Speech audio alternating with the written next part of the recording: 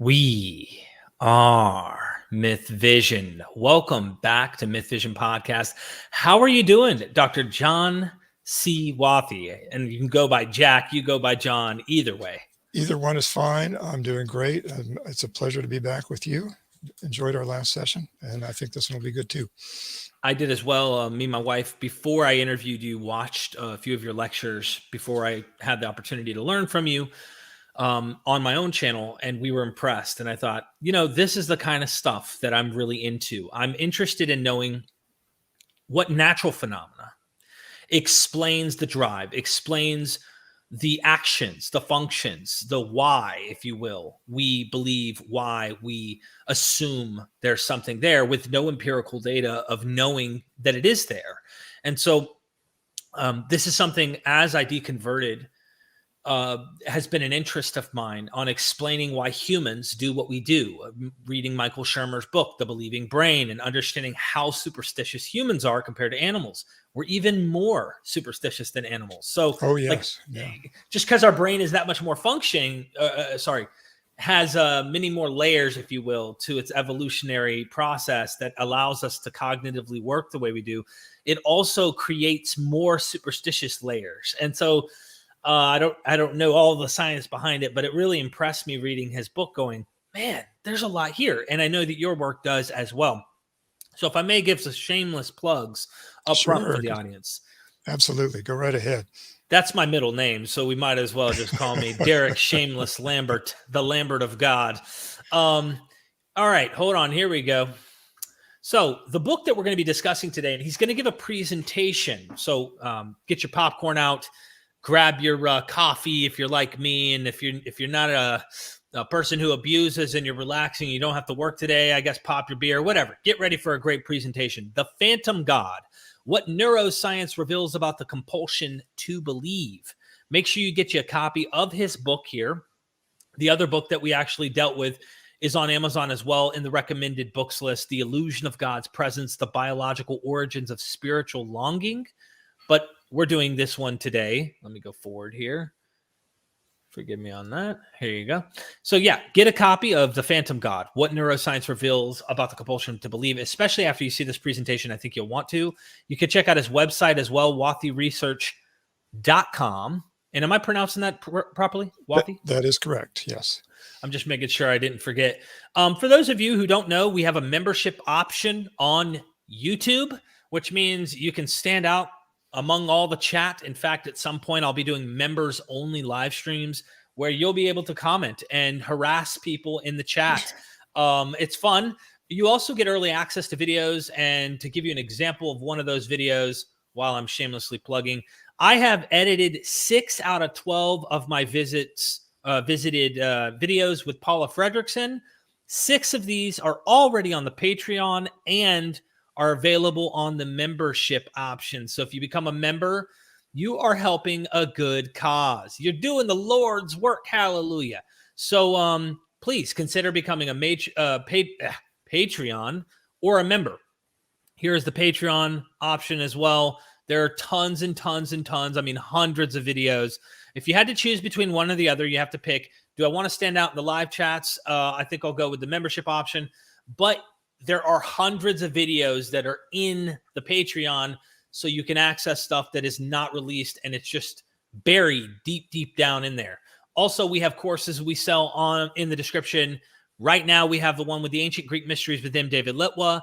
Go check it out. He dives into the early mystery cults surrounding Christianity and the Christianity itself. And the new one coming out with Bart Ehrman, Finding Moses. You're going to want to check out that. He's going to deal with Leviticus, Exodus, Deuteronomy, and Numbers, and contradictions within the narratives, issues with the text. Did Moses even exist? All of this stuff. He's going to be doing the course. I hope to see you there.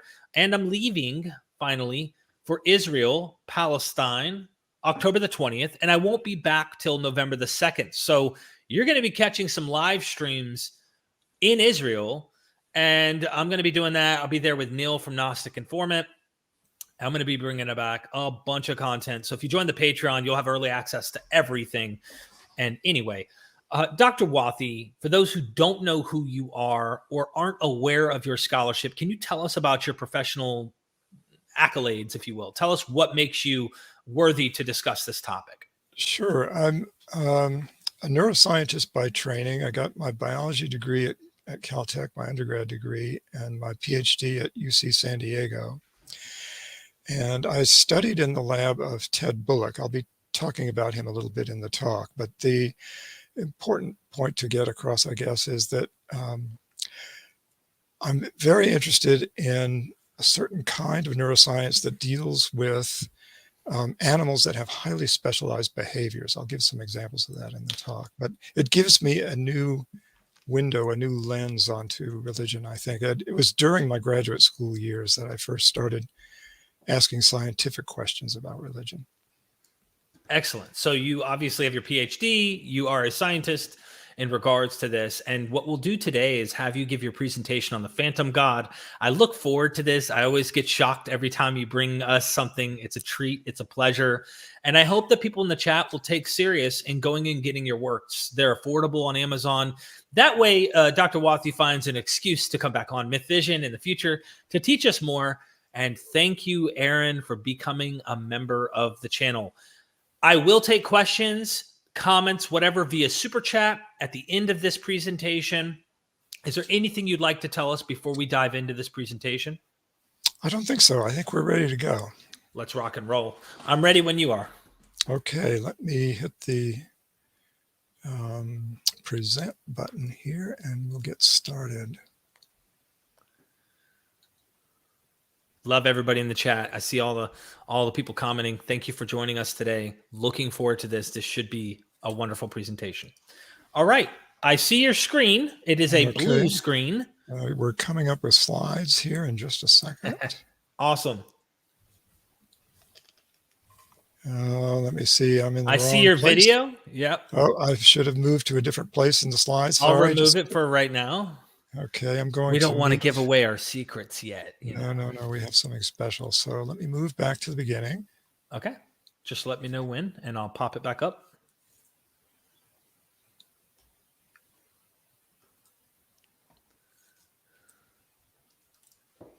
Okay, we are now on the beginning slide. Okay, hold on one second. Okay, we're there. Okay, I'm going to mute my mic, and I'm just going to allow you to work your magic. Is that okay? Okay, that sounds great. All right. Well, some of you may have seen my presentation a month ago when I talked about this book, The Illusion of God's Presence. That's my first book. And in it, I promised a second book that would explore the neuroscience of human religiousness. And that is what we're talking about today. It's just been published a couple of days ago. So here's the outline of the talk. In the first few minutes, I'll basically talk about where I'm coming from and why I wrote this book. I'll also summarize its central message because I can't possibly cover the whole thing in one talk. Instead, I will emphasize only two of its big ideas. One of those is religious compulsion, which I'll explore in part 2. Now, neuroscience has a lot to say about compulsive behavior, and if we look at religion through this lens, some of its most vexing puzzles start to make sense. These include the tenacity of religion and its obsession with sex. In part 3, I'll turn to another big idea, religious phantoms. The feeling of God's presence is a phantom sensation, like the phantom limb of an amputee. Here we'll explore how the body is represented in the brain and the strange things that happen when the circuitry of embodiment fails. And finally, in part 4, I'll close with some thoughts on why these ideas matter. So that's where we're going. Let's move on to part 1. Why this book and where am I coming from? This is a much younger me celebrating my thesis defense with my advisor, Ted Bullock. Ted is widely regarded as one of the founding fathers of neuroethology.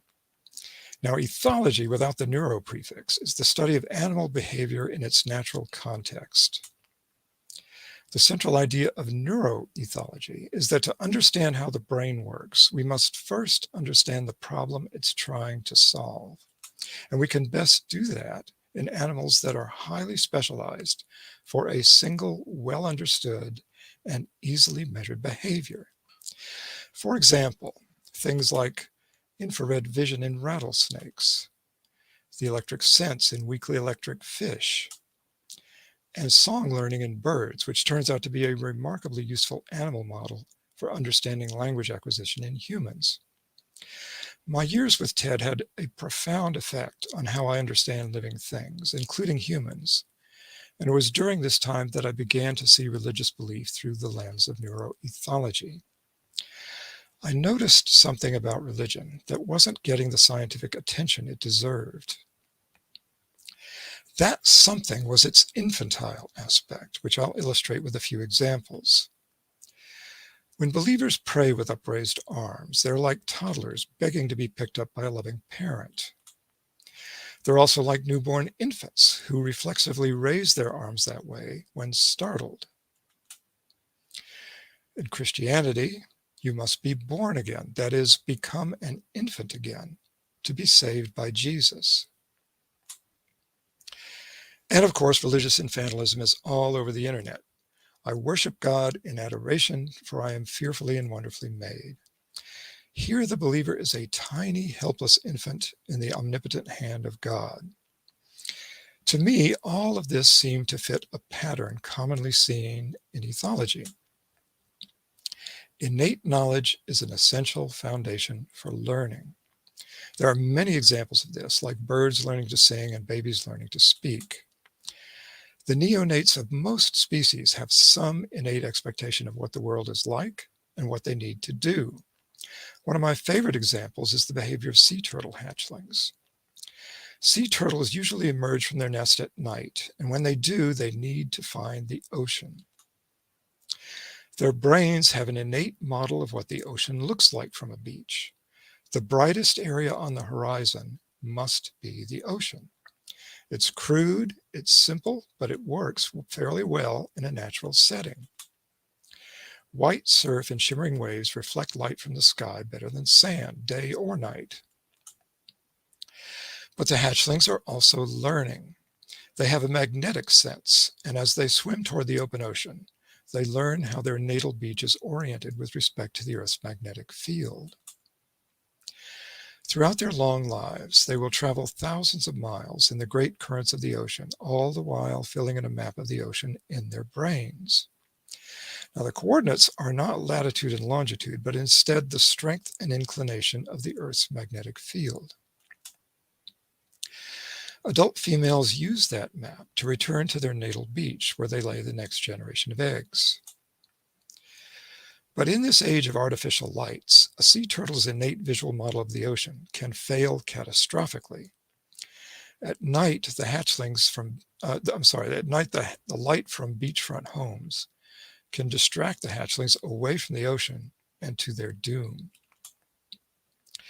In this case, the artificial light is called a supernormal stimulus because it excites the turtle's innate visual model of the ocean even better than a real ocean does. Sometimes adult female turtles are also drawn to artificial lights after laying their eggs, possibly with fatal results.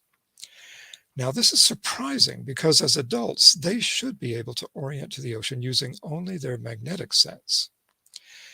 Evidently, their innate visual model of the ocean persists into adulthood and somehow overrides their magnetic sense. Now, this is directly analogous to my explanation for the illusion of God's presence in humans. Just as an innate model in the brain of a sea turtle can lead adults astray in the face of a supernormal stimulus, I suggest that an innate model in the brain of humans can lead us astray as adults. My hypothesis has 3 parts. Part 1. Just as a sea turtle hatchling has an innate model of the ocean and a longing to reach it, a human newborn has an innate neural model of mother and a powerful need to connect with her. And like the sea turtle's innate model, this one is crude and simple. Here are the essential elements of it as I imagine it. A newborn infant knows that its mother exists, that she knows how to help the infant, that she's able to help, wants to help, and will help when she hears crying. Now, there's a bit more to it than that. The infant also knows that the mother has a face and a voice, and that she provides warmth and nourishment. This crude innate model serves as the foundation for learning the specific details of the infant's real mother and for learning social behavior in general. Now, in part 2 of the hypothesis, I suggest that the infant's innate model, like that of the sea turtle hatchling, persists into adulthood, but normally lies dormant. Hey, Dr. Wathey, is there a way that you speak up? A few people are saying your audio is kind of low. Okay, I'll try moving the mic a little bit to see if that helps. There we go. Yes, sir. Yeah. Okay, thank you. And finally, part 3. The existence of this circuitry in the adult can give rise to the illusory feeling of a loving presence, especially, though not necessarily, under conditions that mimic the helplessness of infancy. These feelings are often interpreted in religious terms. Dr. Wathey, I hate to do this. It's got a little bit like a to it. Oh, okay. How are we doing now? Is this okay? Yeah, I just think you're soft spoken. I feel like the that's gonna blow people's ears out, and just, you know what I mean? Okay, I'm going to try speaking up a little bit more. How is it now? That's better. Yes, sir. I will try to do that more consistently. Perfect. Thank you. Okay. So what I'm suggesting here is that God is a supernormal stimulus to the innate model of the mother, just like artificial light is a supernormal stimulus to a sea turtle on the beach. God is a kind of super parent who answers prayer, is perfectly loving, is omnipotent, and omniscient. These exaggerated attributes excite that crude model of a mother even better than a real mother does. And when it's excited, the innate certainty of the mother's existence feeds the certainty of God's existence and the illusion of his or her sensed presence. In my first book, I mainly concentrated on the behavioral evidence for this idea. But as someone trained in neuroethology, that wasn't enough for me. I knew we could learn a lot more from seeing how the brain does this. And that's why I wrote The Phantom God. Which brings us to part 2. What does religious compulsion look like under the lens of neuroethology? We tend to think of compulsion as a disorder, as in obsessive compulsive disorder. But there are some behaviors so critical to reproductive success that our compulsion to do them is clearly a good thing from the standpoint of evolution. Things like eating, drinking, mating, infantile crying, and caring for offspring. All of these are great examples. Those last two have special relevance for this talk. If I'm right about the innate model of mother being a source of religious feelings, then studies of mother-infant attachment in non-human mammals might suggest where in the brain these feelings come from. The laboratory rat is a great place to start. Like human infants, rat pups are born helpless and completely dependent on their mother. She spends a lot of time in contact with them. But if she gets up and briefly wanders around the enclosure, as she's doing in this photograph here, the pups remain calm. The familiar sensations of being in the nest with their siblings are enough to keep them from crying. But if we take one of the pups out of the nest and put it in an unfamiliar place, then it instinctively emits ultrasonic cries for its mother.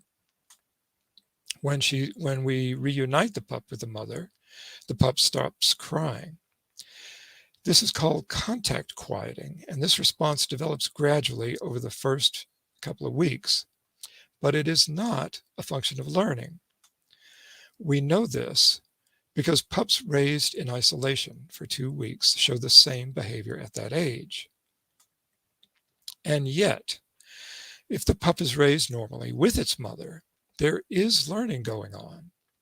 After the pup has had about a week to learn the scent and feel of its mother's body, a special kind of learning called imprinting, then under the right conditions, it reacts in a dramatic and unexpected way to its mother. Now, to explain this, I need to walk you through the experimental procedure, which was developed by Harry Scher and his colleagues at Columbia University. I'll be using his data and his cartoon drawings to show what's happening. Here the cartoon shows the mother with her pups happily together in their plastic enclosure, as in the photograph. One of the pups will be our experimental subject, and in this graph I'll show changes in its crying behavior with time on the horizontal axis and rate of crying on the vertical. Okay, so let's start with a control experiment. First, we take mom out of the nest and put her in a separate box. The pups, meanwhile, are still in the nest, and because they have each other and they're being kept warm by a heating pad, they remain calm. We leave them there without mom for about 15 minutes. Now we move one of the pups to an empty plastic box at room temperature, and we leave it there for 3 minutes. It immediately starts crying. At 3 minutes, we move a litter mate from the nest into the box with the isolated pup, and the pup's rate of crying plummets almost to 0. Just the familiarity of the sibling is enough to quiet the formerly isolated pup. Now this, of course, is contact quieting, which I showed you a minute ago.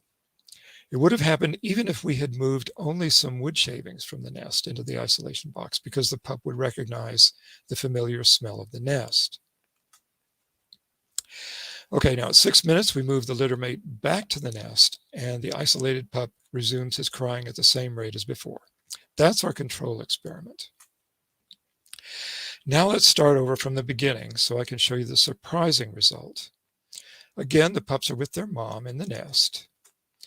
We'll take her out of the nest and put her in her separate box, but this time we anesthetize her. We don't want her behavior to confound the experiment. We're interested in the pup's behavior.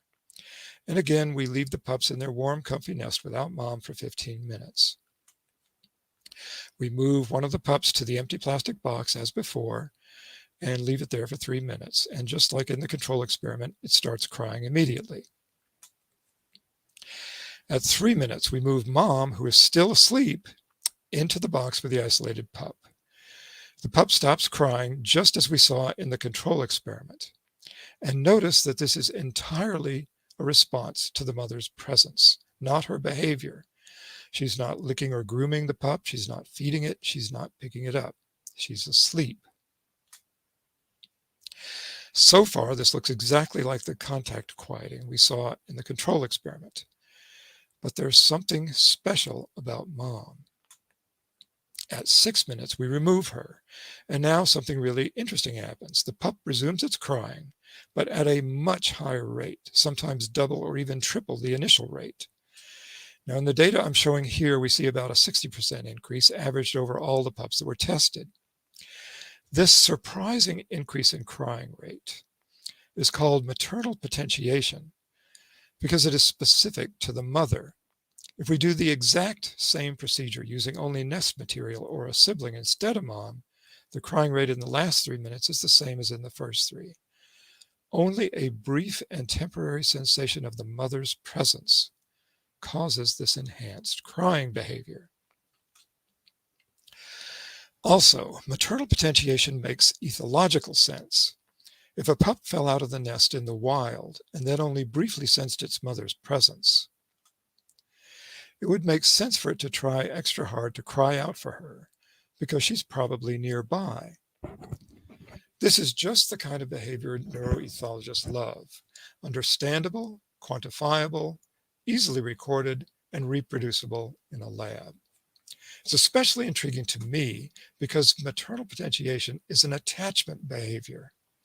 It happens in the context of separation from mother and involves infantile crying, exactly the kind of situation which, in human infants, would activate my proposed innate model of the mother. Maternal potentiation behavior might therefore be useful as an animal model for the illusory sensed presence experience in an adult human. We might get some hints about where the neural circuitry behind that illusion is in the brain, if someone could find a place in the rat brain that is specifically implicated in maternal potentiation behavior. Luckily, Scher and his colleagues did exactly that. They took normal rat pups capable of maternal potentiation and injected the drug quinpirole into a part of the brain called nucleus accumbens, and discovered that the drug specifically abolished maternal potentiation. Notice that it did not abolish crying or contact quieting. It only eliminated the increase in crying rate after the pup has briefly felt the mother's presence. Quinpirole activates a specific kind of dopamine receptor, so the neurotransmitter dopamine must somehow be involved in maternal potentiation. And as for nucleus accumbens, here's a cross-section of the rat brain showing where it is. It's actually part of a larger structure called the basal ganglia, which I've shown here in blue, and nucleus accumbens is the lower or ventral part of it, which I've shown in red. And if we inject that red part with just a tiny amount of this drug quinpirole, we abolish maternal potentiation. If you do the injection just a little higher up in the brain, in the dorsal part of the basal ganglia, it does not have that effect. So this is very exciting. Now we have a foothold in the brain. Now we can ask some more specific questions. What is the role of the basal ganglia in general and nucleus accumbens in particular? What do they do in other systems that we know about? And what does dopamine do in these parts of the brain? Well, the short answer is that the basal ganglia and dopamine are critical for learning behaviors that involve complex sequences of movement, and for maintaining these skills once learned, for selecting among alternative behaviors, and for motivating the behaviors when they are needed. Now, different parts of the basal ganglia do these things for different kinds of behavior. In humans, for example, a distinct region within the basal ganglia supports control of the arms, the legs, and postural muscles. We know this in part from the symptoms of Parkinson's disease, which is a deficiency of dopamine in the basal ganglia and causes tremor, loss of fine motor control, and difficulty in initiating movement. And you can see some of the tremor symptoms in this example of handwriting from a Parkinson's patient. Similarly, in songbirds, dopamine and a specialized part of the basal ganglia are critical for the development of song through reinforcement learning. So what about nucleus accumbens, that place in the basal ganglia that's critical for maternal potentiation in rat pups? What does it do? Well, it turns out that nucleus accumbens and dopamine signaling within it handle those critical behaviors that the brain compels us to do. Now, I'm not saying that nucleus accumbens is the whole story in these behaviors. It's really not. Other parts of the brain interpret the animal's environment and its internal state to recognize the need for the behavior. And the motor cortex and other areas in the brainstem generate the behavior. Also, other parts of the basal ganglia may contribute to some aspects of these behaviors. But during the learning phase, brief dopamine-mediated signals of reward and punishment in the nucleus accumbens are essential for reinforcement learning. Later, when the behavior needs to be expressed, the background concentration of dopamine in the basal ganglia, including nucleus accumbens, controls the motivation to act. And we can see this most dramatically in genetically engineered mice that cannot synthesize dopamine. They are so devoid of motivation that they do not eat and will starve to death with food right in front of them unless they are given injections of a dopamine precursor. Nucleus accumbens and dopamine also turn out to be important in drug addiction, especially the early stages. Most addictive drugs exert their tenacious effects by increasing the concentration of dopamine in the nucleus accumbens, either directly or indirectly. In effect, these drugs bypass the life-enhancing behaviors that are the natural path to reward and instead cut straight to the reward. Finding and taking more of the drug then becomes the overwhelming compulsion. But remember, it was a rat pup's longing for its mother that originally brought us to the nucleus accumbens. We followed that lead in the hope that maternal potentiation behavior might be a good animal model for the feeling of a divine presence in human adults. If that idea is right, then we should expect to see this kind of mystical experience would also increase activity in the nucleus accumbens. Well, in 2018, Michael Ferguson and his colleagues published a neuroimaging study that found exactly that result. They scanned the brains of 19 devout Mormon subjects as they were practicing what Mormons call feeling the Spirit.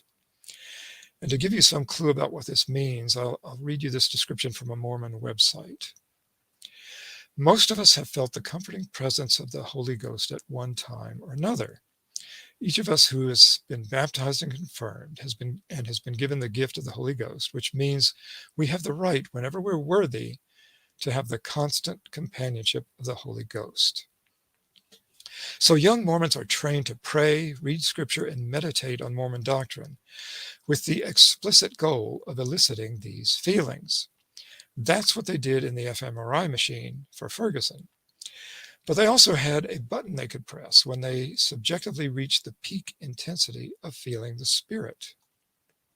And here are some of the results, averaged across 19 subjects at peak intensity of feeling the Spirit.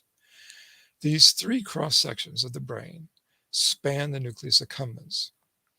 Now, there's a lot of activity in the cortical regions near the top and sides of the brain, and that's mostly related to focusing and directing attention. But I want to direct your attention to the activity in the small structures near the bottom of the brain, near the midline, indicated by these red arrows. That is the nucleus accumbens. There's one in each hemisphere. To my knowledge, this is the first direct observation of activation of nucleus accumbens in conjunction with a religious experience.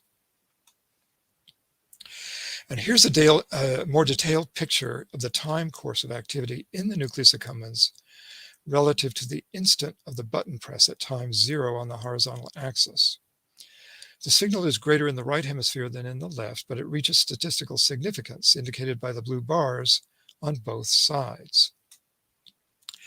Also, I should point out that there is a time delay of about 5 or 6 seconds in this measure of neural activity. So the actual peak of neural activity in the nucleus accumbens occurs at about 1 or 2 seconds before the button press. These studies of maternal potentiation in rat pups and the feeling of the Spirit in Mormons implicate the nucleus accumbens in both behaviors. This neural connection between infantile attachment and adult religious experience supports my hypothesis that relates an innate model of mother to the feeling of a divine presence. And because of other things we know about the nucleus accumbens, these results may partly explain some long-standing puzzles. For example, why is religious belief so tenacious? People cling to their faith despite evidence to the contrary, despite failed prophecy, corruption of the clergy, and sometimes at great personal cost.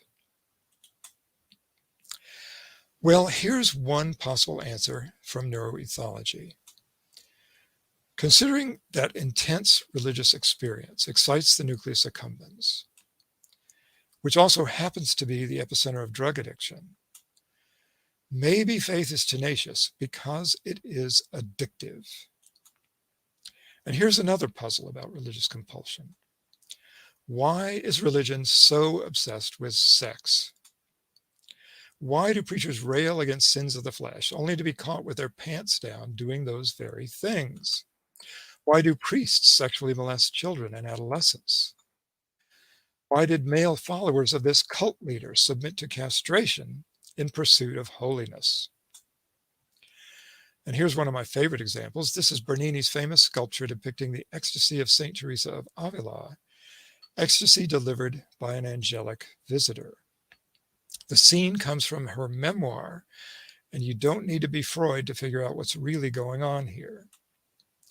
In his hands I saw a great golden spear, and at the iron tip there appeared to be a point of fire. This he plunged into my heart several times so that it penetrated my entrails. When he pulled it out, I felt that he took them with it and left me utterly consumed by the great love of God. The pain was so severe that it made me utter several moans. The sweetness caused by this intense pain is so extreme that one cannot possibly wish it to cease, nor is one's soul then content with anything but God.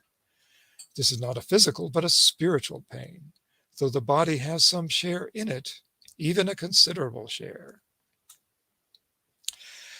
Well, like nearly all religions, Catholicism is strangely conflicted about sex. When Teresa entered the convent, she was taught that her celibate life to come is the price paid for the privilege of being wedded to Christ. Similarly, priests are told that they are marrying the church. And yet, they are also taught that sex is sinful. That's why they're supposed to be celibate, and why Jesus supposedly was conceived without sex. Now, Teresa's vision is kind of unusual in that it embraces sexuality as a religious experience. So what's going on here? Why is religion so obsessed with sex? I think neuroethology has an answer to this puzzle, but there are many pieces to assemble, so bear with me for a few minutes. We have seen that both infantile longing for mother and adult longing for God share a common mechanism in the brain. It turns out that adult sexual pair bonding also shares this mechanism, and the best evidence for this comes from studies of prairie voles, a social rodent that forms monogamous pairs. Now, this is a fascinating story, but unfortunately, I don't have time to give you those details, except to say that nucleus accumbens and related structures are at the heart of it. Something similar probably happens in adult sexual pair bonding in humans. But by themselves, these connections I've just shown you here don't explain the strange obsession with sex in religion.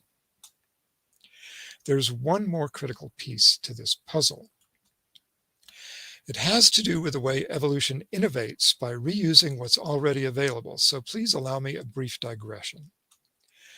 For example, we know that the wings of angels did not evolve.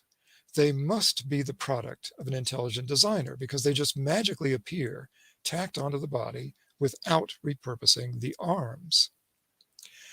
By contrast, theropod dinosaurs also acquired wings, but only gradually, and through the repurposing of their forelegs, the wings of birds evolved.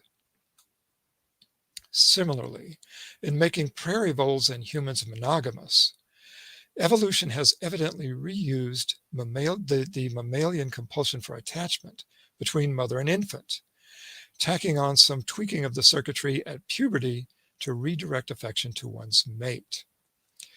But if my hypothesis about religion is right, then that tweaking is somehow sloppy and incomplete. There's a downside to the way evolution has made us monogamous.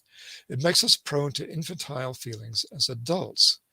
According to my hypothesis, the infant's innate model of mother persists into adulthood and spawns a kind of religiousness that casts the believer as a helpless infant in the hands of God, the superparent. And the more pious the believer, the more infantile the feelings. But remember, this is happening in the brain of an adult whose attachment system has been tweaked for sexual pair bonding. This intense and infantile love of God, therefore, inevitably spawns sexual feelings towards a parental figure. And that triggers yet another compulsive behavioral system, incest avoidance.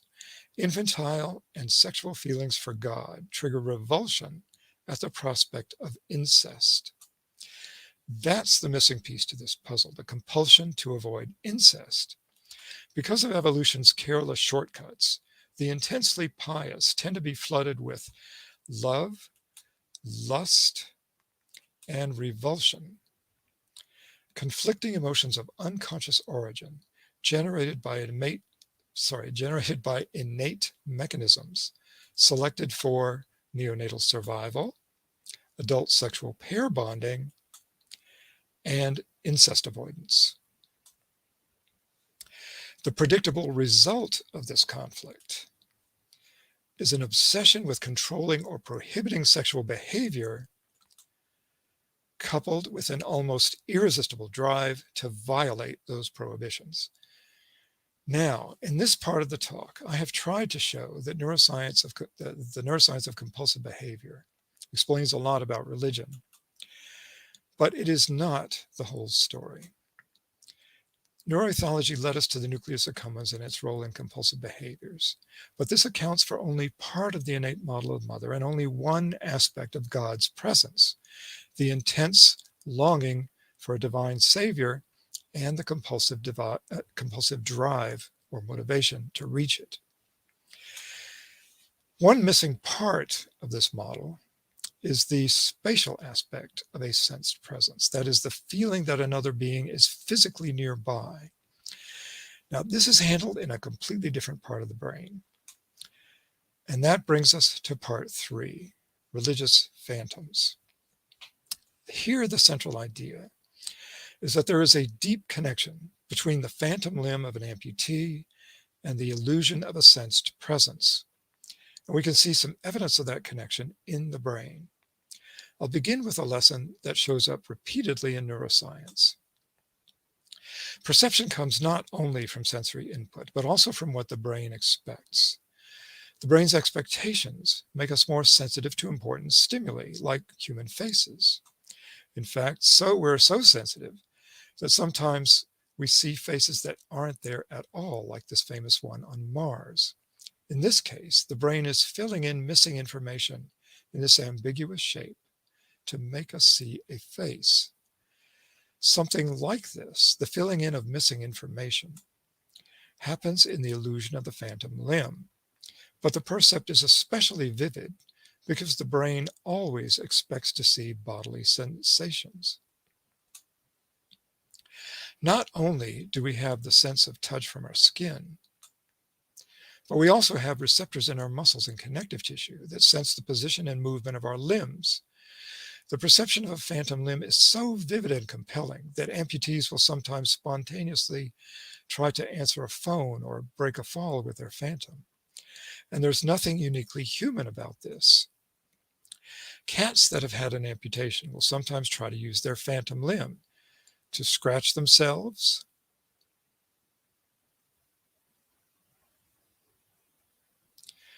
to play with their pet humans,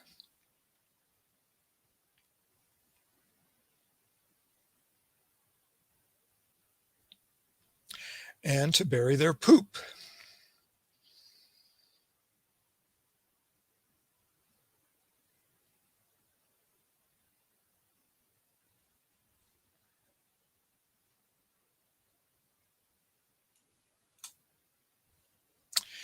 Now, if you only remember one thing from this talk today, I want you to remember the impact of that video I just played. When I first saw those clips, I felt great empathy for the cats with their disabilities, but I was stunned at how real the phantom is to them. For people who have felt God's presence, their God is just that real, and for the same reason. Illusions of embodiment are qualitatively different from other illusions. They come with a feeling of knowing that's hard to convey. And I'll give you this example from psychologist William James, who suffered from depression and was himself a religious believer. He put it this way: if you have intuitions at all, they come from a deeper level of your nature than the loquacious level that rationalism inhabits. Your whole subconscious life, your impulses, your faiths, your needs, your divinations have prepared the premises of which your consciousness now feels the weight of the result. And something in you absolutely knows that that result must be truer than any logic-chopping rationalistic talk, however clever, that may contradict it. Earlier, I suggested that faith is tenacious because it is addictive. But this feeling of knowing is another reason. Faith also comes from an illusion of embodiment. Now, to understand this illusion at the level of the brain, we need to see how the brain represents the body. I'll start with some diagrams and then map these onto the brain. First, sensory information coming from the limb and motor command signals going to the muscles are handled in different parts of the brain. The sensory part is called the somatosensory system, and the command part is called the motor system. Each of these is hierarchically organized, but I will illustrate that hierarchy only for the motor system. And don't worry about the details here. I'm only showing this to point out that the higher level areas handle the conscious initiation and control of complex movements. And the lower level parts are the ones that are most directly connected to the body. The lowest level part of the motor cortex is called primary motor cortex. You'll be seeing that phrase in the next few slides. And similarly, you'll also be seeing the phrase primary somatosensory cortex, which is the lowest level part of the cortex that represents the sensory system. Now, if all of this is too abstract or confusing, seeing it on the brain may help, and we'll do that now. On the brain, the primary motor area is the strip of cortex colored green here. And similarly, the primary somatosensory area is the purple strip of cortex adjacent to the motor area and behind it on the brain.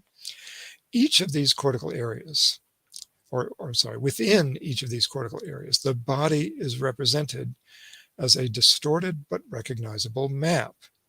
Each hemisphere of the brain maps the opposite half of the body. So here's a cross-section through the primary somatosensory cortex, that purple strip we saw in the previous slide, showing the map that represents sensations from the body. And on the right, I'm showing the map from the primary motor cortex. This represents locations of the muscles controlled in each place of the motor cortex. Now, the maps are distorted because a part of the body that needs delicate sensation or precise control of movement, like the hand, needs more neurons in the corresponding part of the brain. We can explore these maps using a strong magnetic field. This technique is called transcranial magnetic stimulation, or TMS. The magnetic field induces electric currents in the cortex just below the coil. This scrambles the neural computation that normally is going on there with some interesting effects. In primary somatosensory cortex, it yields illusory sensations on the skin. And in primary motor cortex, it causes involuntary twitching of the muscles.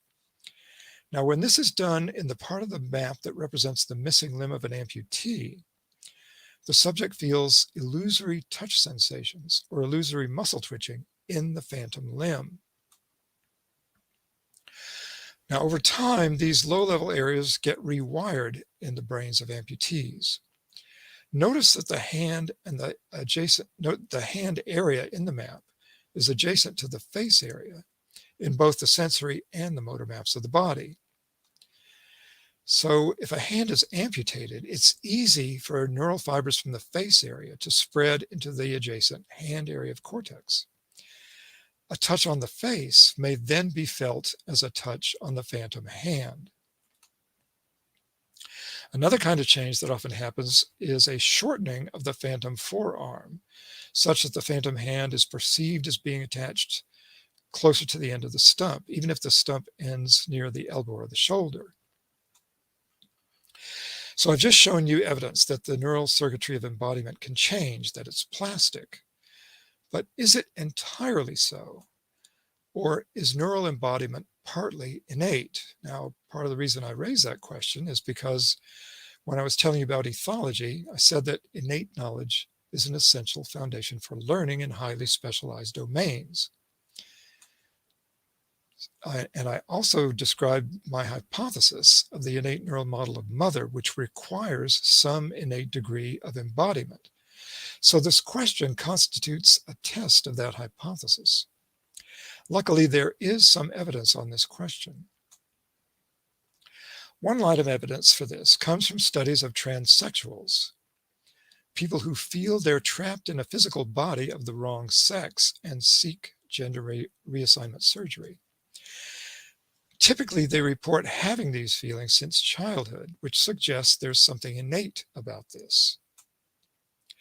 Neurologists V.S. Ramachandran and Paul McGeoch hypothesized that an innate neural model of bodily gender develops prenatally as the genitals themselves develop, presumably at the direction of hormonal signals. Now, here's just a hypothetical illustration of that. What you typically experience is that the two hormonal processes match. For example, a neural model of male genitals arises in the brain of a fetus that is developing a penis at the same time. In a minority of people, however, and for unknown reasons, the hormonal signals don't match in the two target structures. Maybe the dose of the hormone is too little in one place or arrives at the wrong time. Whatever the cause, the two diverge.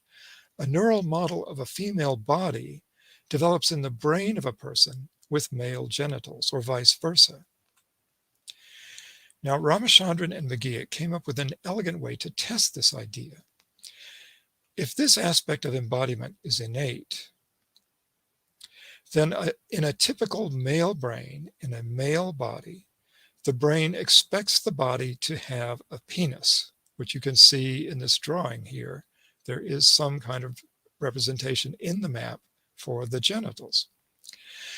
But the brain of a man who feels he's in a woman's body is a brain that has an incomplete or missing representation of the penis.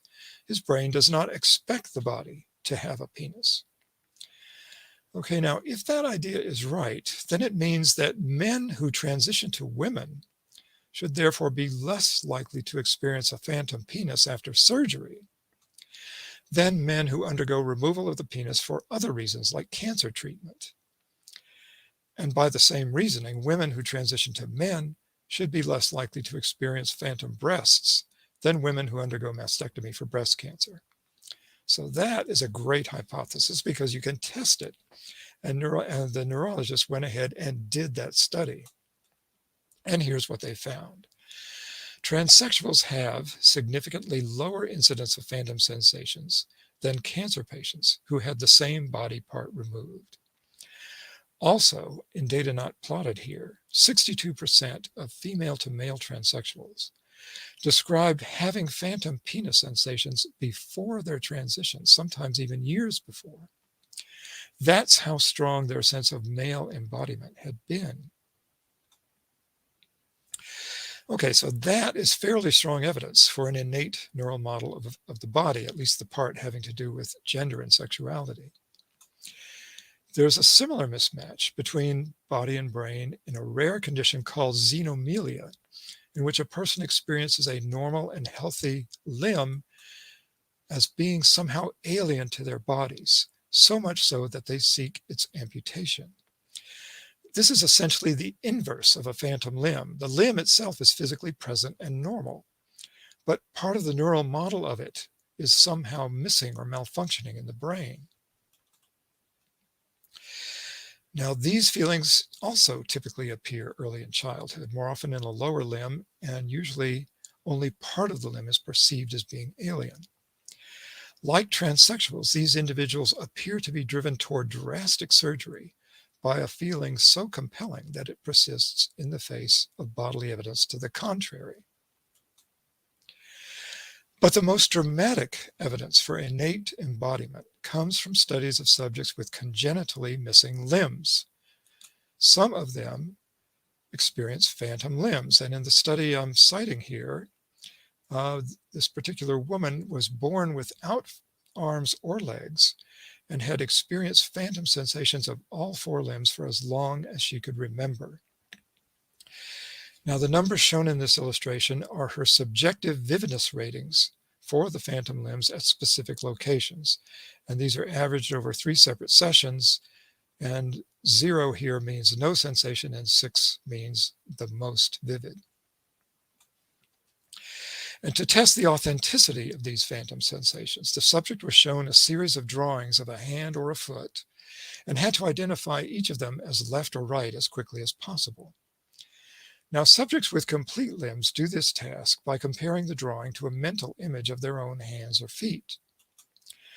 When the digits are pointing down, as in the bottom row, this comparison requires a mental rotation, which significantly increases the subject's reaction time. And you can see that here for 3 control subjects. In the bottom row, the reaction time is significantly larger. It also applies to our subject who has the missing limbs. She also was using the same strategy and showed the same delay in reaction time when she had to do the mental rotation. But here is the most interesting part. These images show areas of activity in the subject's brain while she is sequentially touching each finger of one phantom hand to the phantom thumb. The pattern of activity in the brain is similar for both hands. But one of the most striking things is that the low-level cortex that would normally represent the hand, which is indicated here by the white arrows, is completely inactive in this subject. These would be the areas most active in an amputee who had lost the hand as an adult. Instead, when this subject moves her phantom fingers, the neural activity is in higher level motor areas in the frontal lobe and in the superior parietal lobe farther back in the brain. The authors conclude that representation of the body probably arises from a combination of innate and learned mechanisms, with the innate components mostly in these high-level areas. The ones in the frontal lobe are known to be involved in the conscious initiation of movements. But for our purposes, the parietal lobe, excuse me just a second, let me get a drink here.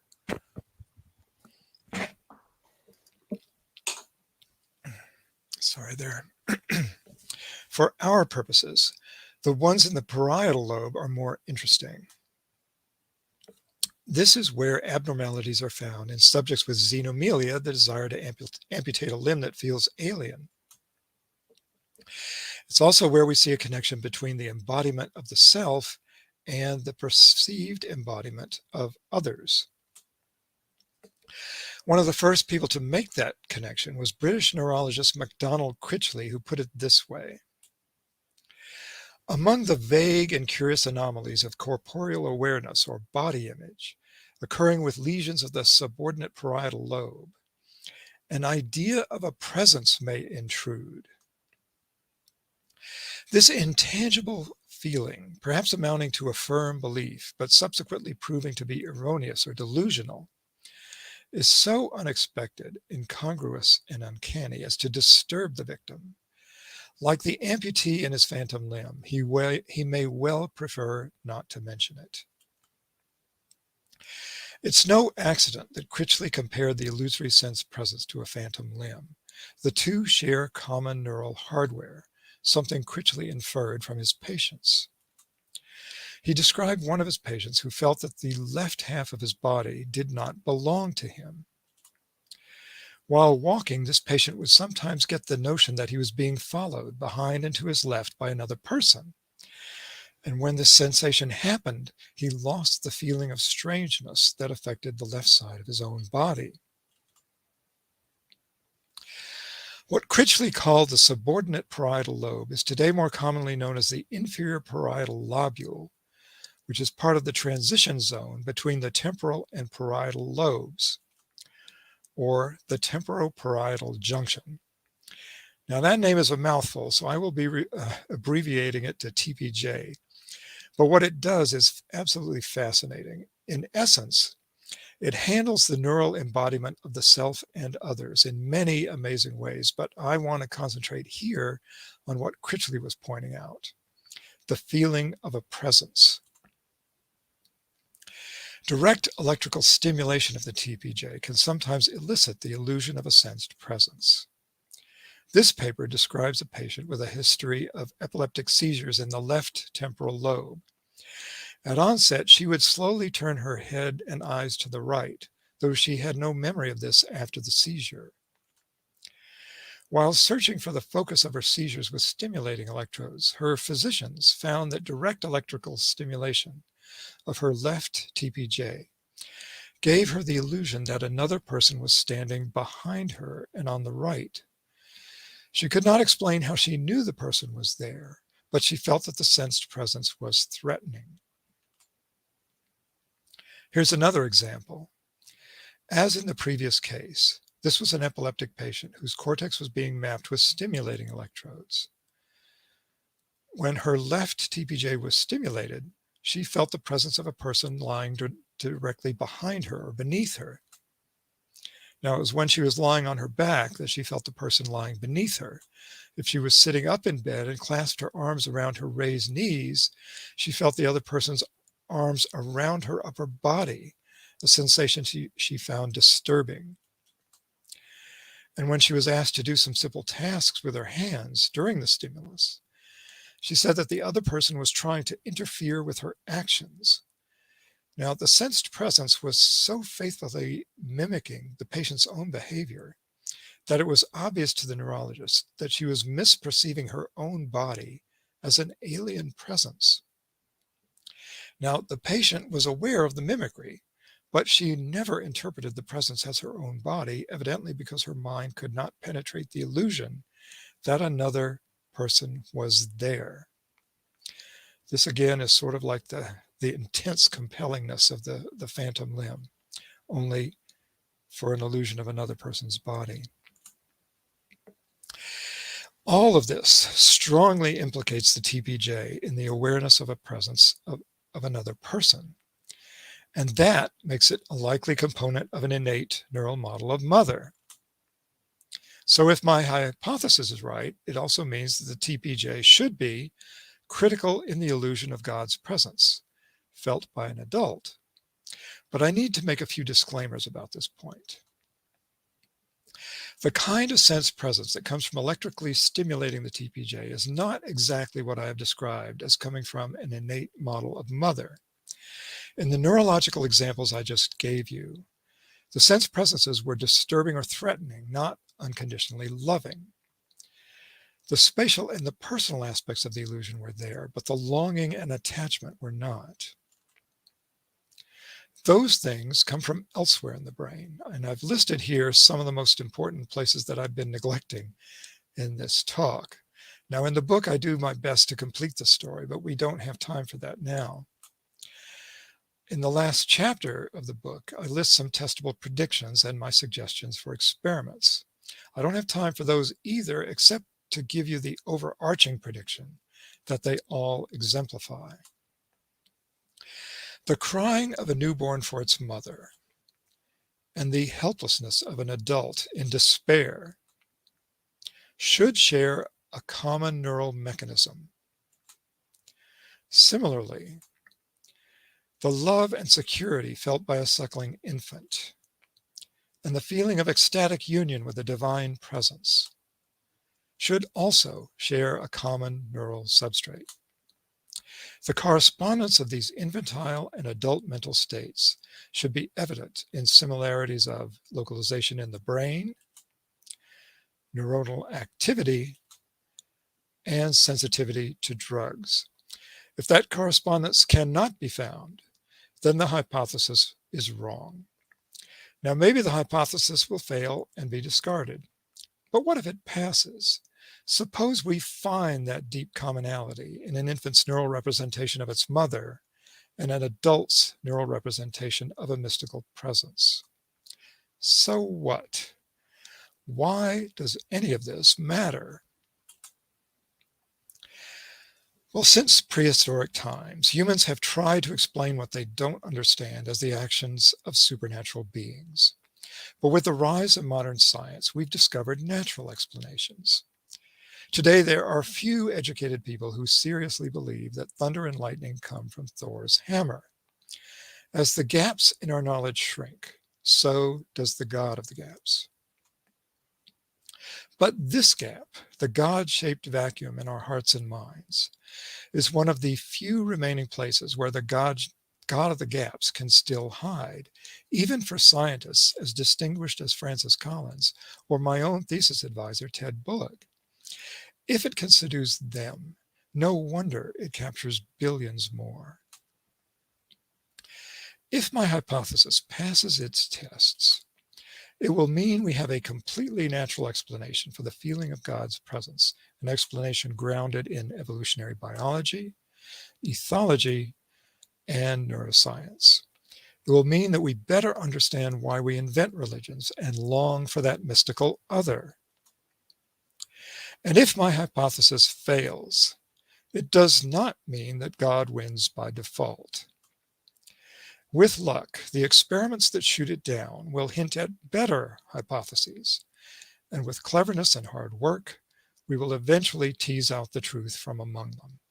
That is how science works. Science brings us ever closer to reality, and having a firm grip on reality is good for human flourishing. The science of electricity did more than vanquish Thor. It opened our eyes to the majesty of the real cosmos. It brought us the modern world. It even made this meeting today possible. We live in a paradoxical time. Cultish tribalism and religious groupthink threaten our democracy. And yet secularism is growing in America, especially among the younger generation. My hope is that a scientific understanding of where religion really comes from will help. For me, at least, that's why all of this matters. You can learn more about this at my website, watheyresearch.com, and of course, more in my book, The Phantom God. And with that, I'll be happy to take some questions. Thank you so much, Dr. Wathey. I really enjoyed that. Just to give everybody another plug, on Amazon, The Phantom God, What Neuroscience Reveals About the Compulsion to Believe. Go get you a copy. I see there's a couple used. There's hard copy you can get for $29.95. You can get them used cheaper. They're on Kindle. All of that. We really appreciate you giving this presentation, and of course, this website as well. So we'll dive into Q&A here now. There are multiple things that you described, and I feel like not one of them isn't, you may not have everything perfectly down to a T, as you said, but Yes. there seems to be some serious points that you bring up that I imagine will get capitalized as we take this research further into this area. I'm looking forward to seeing where we go over the next decades, where this leads us, because I've had all of those experiences. In fact, I did a video response not too long ago against William Lane Craig he was on a huge YouTube channel, or pretty big, Capturing Christianity. And I asked him, like, you keep talking about the assurance of salvation from the Holy Spirit. And is that any different than what the Mormons have? And like, I did a video where I like took some Mormons saying a saying and all of that. Sure. And and I think there's something to what you're describing. So I seriously appreciate this presentation. I hope everybody in the chat also did. Let me scroll up to the top and try to catch up to where we're at. Thank you, Aaron, for being a member. I'm at the tippy here, working my way down. Scott Duke says, been looking forward to this since the last stream. So you have some fans already. Constellation Pegasus, Derek, will you check out the Red Sea along with the Red Sea? The Reed Sea along with the Red Sea, but evidently Christians have the wrong place where the Israelites supposedly crossed. I will definitely look further into this. I think I've heard of that as well. I want to get to subject matter that is related to today's presentation. Zachary, how do you explain intelligent religious people and people who rejected it as superstition at an early age? Is it something neurological? What is it? Yeah, that is a great question. I think it may be, in some cases, it may be a neurological difference. There is, of course, wide variability from individual to individual in aspects of, intellectual ability, critical thinking, skepticism, intuition. People have different degrees of intuition also. People have different degrees of intuiting or reading other people's intentions and mood from facial expressions or body language. There's a wide variation in that. Of course, at the extreme, you have autistic people who are so far in the direction of being deficient in reading other people that they have trouble with social relationships and making social connections.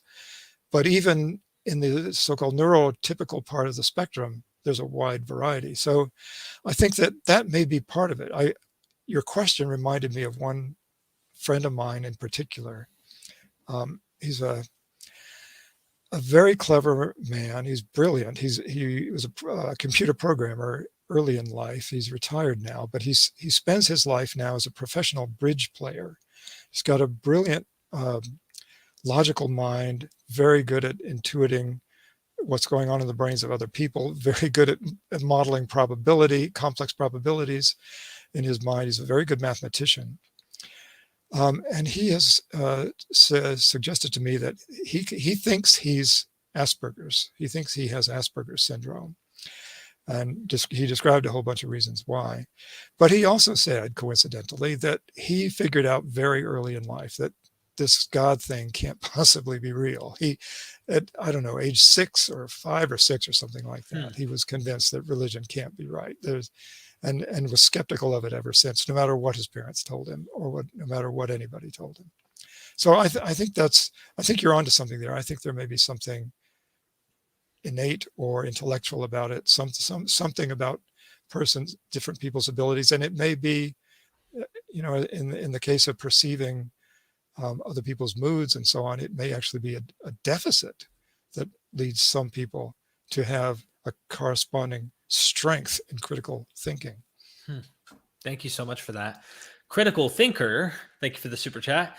Is there any evidence for an innate neuro model of father also that causes our authoritative views of God, or possible that this model is not innate but developed in early years of childhood? Great question. I did not, I should say, maybe I should have inserted this somewhere at the beginning of the talk, that the whole subject of this talk deals with one dimension of religion only. I never mentioned what I think of as the other big dimension of religion. In the talk I gave a month ago, I did talk about that a little bit. And that is what your question is getting at. First of all, what I have been calling the innate model of mother, I call it that because in the natural context of humans evolving as hunter-gatherers, we are extremely dependent, absolutely dependent on connecting with mother at the beginning, because only mother can breastfeed us. So that's why I call it that. But it is the basis. It's a very crude model, just like the idea that the brightest part of the ocean, of the horizon, must be the ocean, just as crude as that. It very quickly develops through learning into a much richer model and understanding of what the real mother is like, and also what the real father is like. It becomes fleshed out as a model of the child's attachment figures. So the father very quickly becomes part of it. But what you're asking also goes to the patriarchal, the male side of religion. And that, I think, does have a completely separate origin. And I think it may be innate as well, that we do have an innate model in our brains for an authoritative, patriarchal male figure, an alpha male, a dominant alpha male sort of figure, brash, aggressive, frightening, punishing, threatening, judgmental. That kind of God, I think, I think there is a model in our brains for that kind of being. And I think its origins, its evolutionary origins, go all the way back to our non-human primate ancestors, in whom we can still see to this day in our chimpanzee and gorilla cousins, we can still see in their dominance hierarchy the importance of an alpha male, a dominant male, and how others in the group respond to that, submit to that, and how that runs their social organization. So yes, I think that's deeply burned into our brains as well, but for different evolutionary reasons. Wow. And it comes out forming these two diametrically opposed kinds of religiousness: God, the all-loving savior, and God, the fearsome, punishing, threatening leader. And these are always in tension in religion. Yeah. So the super stimuli of the male and the mother, the female and the mother and the male in our lives, they've become super stimuli, of course, with the complexity you described in both of these presentations. But it makes sense of why there's this absolute judge, harsh, here's the dad, and then Yes. here's the mom. And you're getting both figures of parenthood right here in God. And this is the complexity of trying to deal with the contradictions within the religion faith. And interesting point, getting into the sex thing, you have both extremes even within the tradition of Christianity, to the point where women find salvation in the New Testament, one of the pastorals, through childbirth. Like these men are trying to say, you want to get saved, you need to bear children, because there was a problem. There were people in Paul's letters. He's saying, I don't care if you're married. If you're married, act like you're not married anymore. Stop having sex. The end is so near. So there's an issue. The end doesn't happen. Now you got a cognitive dissonance issue where you have to try and keep reproducing for the Christian church to grow. And you have both do not have sex and keep having as much sex as you can happening at the same time within Christianity. I loved this presentation. All right. Melody Joy, thank you for the super sticker, because everybody was like, this is probably going to get demonetized. And also Nidimus, thank you for the super sticker as well. Just showing some love, trying to keep the lights on here at MythVision. We got a big one here by Constellation Pegasus. Maybe evolution is normal to leave religion as man progresses. Maybe my love for science at childhood gave me, but feeling something was wrong with religion. We've advanced to the point we are on the verge of imagining the first class of stars to form. Makes me think. Thank you for such a large super chat. I really appreciate the donation to MythVision. Did you want to comment on that? I do. That's a very insightful comment. I have often contemplated that question myself. Where are we headed evolutionarily? Will selective pressures change enough? We have reshaped our environment so much from the environment we evolved in as hunter-gatherers. Will we be able to shape our environment in such a way that the selective pressures change us over coming eons, over coming generations? I don't know the answer to that. I don't know I don't even know if our species will endure long enough. Will we survive the damage we're doing to the environment long enough for that to happen? But it's a very optimistic thought. I'd like to think it's true. Thank you for that. Billy Coggins, thank you for the super chat. Absolutely amazing. Thank you, Dr. John.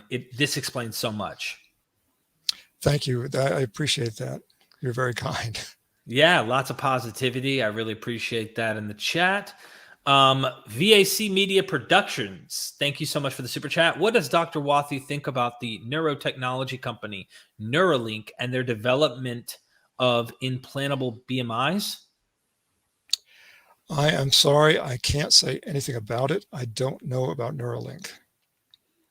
I'll have to look it up. I'm sorry. Yeah. No. I really appreciate the support. At least give him some credit, right? 666 is how much he donated. Yes. All right. Good choice. Right? Thank you so much. Constellation's back. Thank you for this, John. The God of the Gaps is hitting me pretty hard right now. You hit on what I was thinking, a gut feeling put to rest. Well, thank you. That, like I said, that's why I think it matters that I gave the talk. So I appreciate that thought very much. Thank you. Design Designer LLC, thanks for this brilliant presentation. I'm getting the book. Question: any ideas on how religious music, like strong gospel music, can affect this? Oh, absolutely. That is a great question too. I didn't mention this at all in either of my talks, really, except, I don't know, maybe a little bit in the first talk. I talk about it a lot in my first book, more so than in this new book. But you're absolutely right. Music is a big deal in most religions, and the reason for it, I think, is that, well, there are several reasons for it. It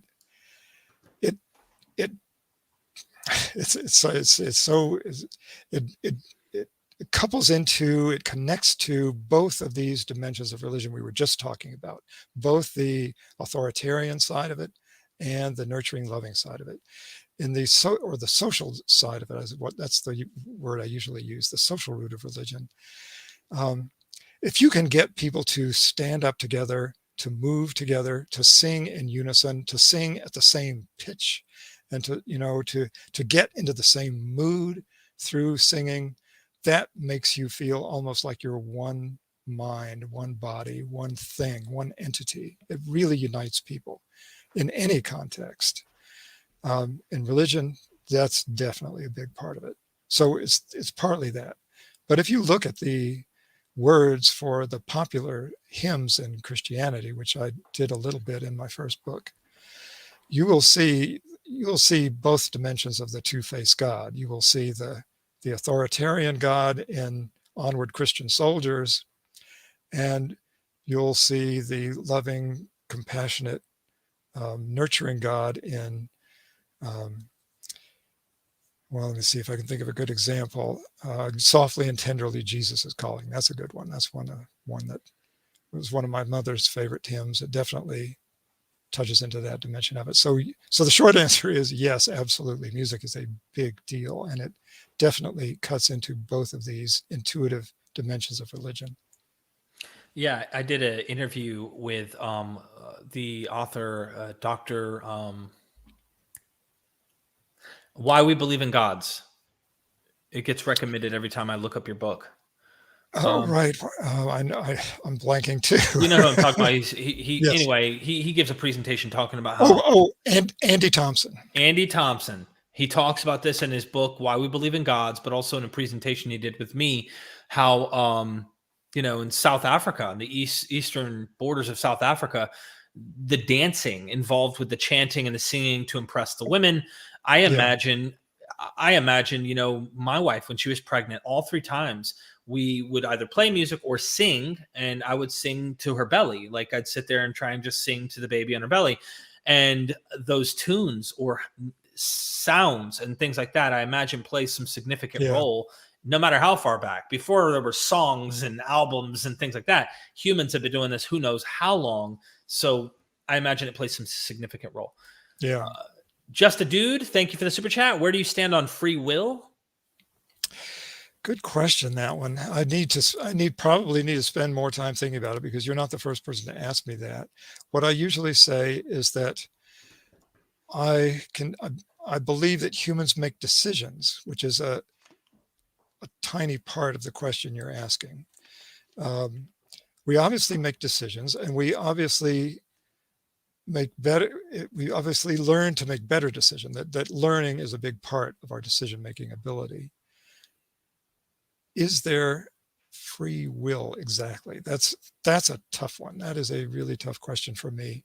There are some fascinating experiments about this. There's a classical one where the subject is shown what looks like a clock face, a dial of a clock face rotating on a video screen or a motion picture screen, whatever.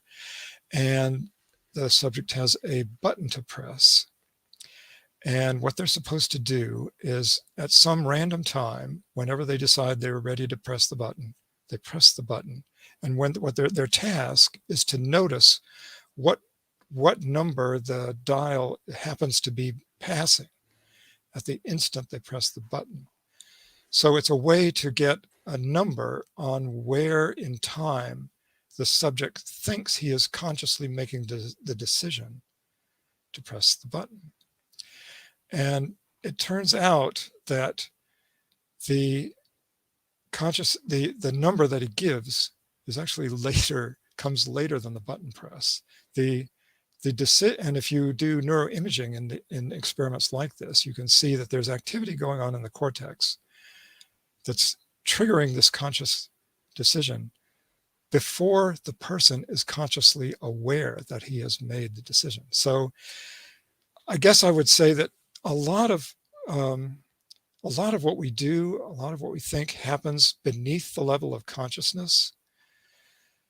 And consciousness seems to be this small subset of our minds, of our neural activity, that gives us this feeling that we're running things, when in fact there are things beneath consciousness that are doing an awful lot that we're not aware of. Does that mean there is no free will, or that our sense of free will is an illusion? Maybe, depending on how you define it. And I'm sorry that's such a wishy-washy answer. That's the best I can come up with. Well, it's okay. Thank you so much, Just a Dude.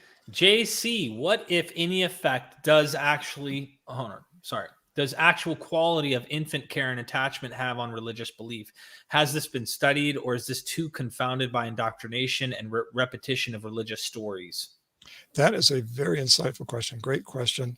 The short answer is yes, it has been studied, and yes, it does have effects.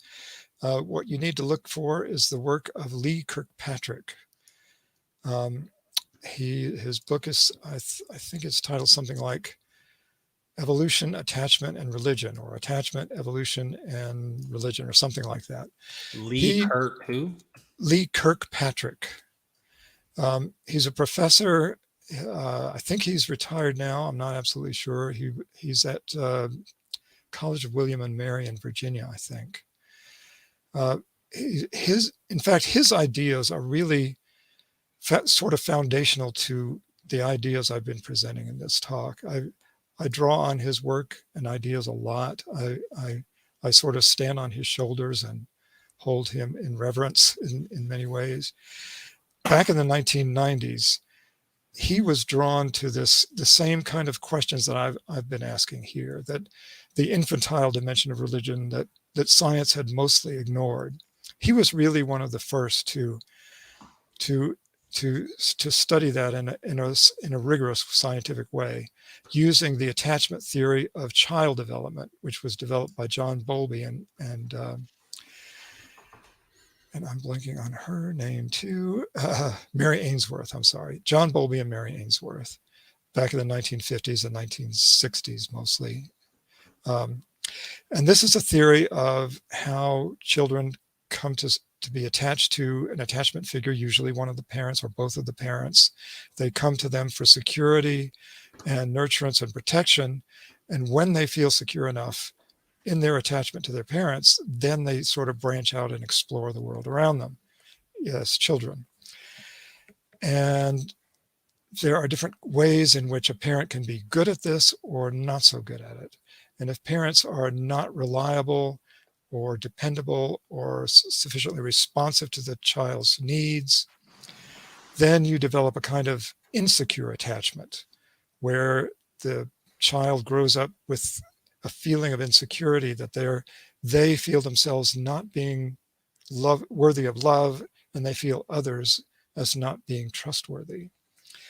Now, when you have insecure attachment like that, actually either you have these two patterns of secure attachment where you're confident in your affection with your parents and you're confident interacting with other people, and an insecure pattern. These two patterns result in different patterns of religiousness. But it's not as simple as you might think. It's not like the secure people tend to be more religious and the insecure less, or vice versa. You could sort of argue it either way. It's that the secure people tend to have religiousness similar to their parents, whereas the insecure people tend to have religiousness opposite to their parents. That's the main finding of the attachment theory of religion. One of the interesting things, though, about the insecure people is that if they have highly religious parents, they tend to be opposite that. They tend to be not religious. They tend to be skeptical. They tend to be agnostic or atheist as adults.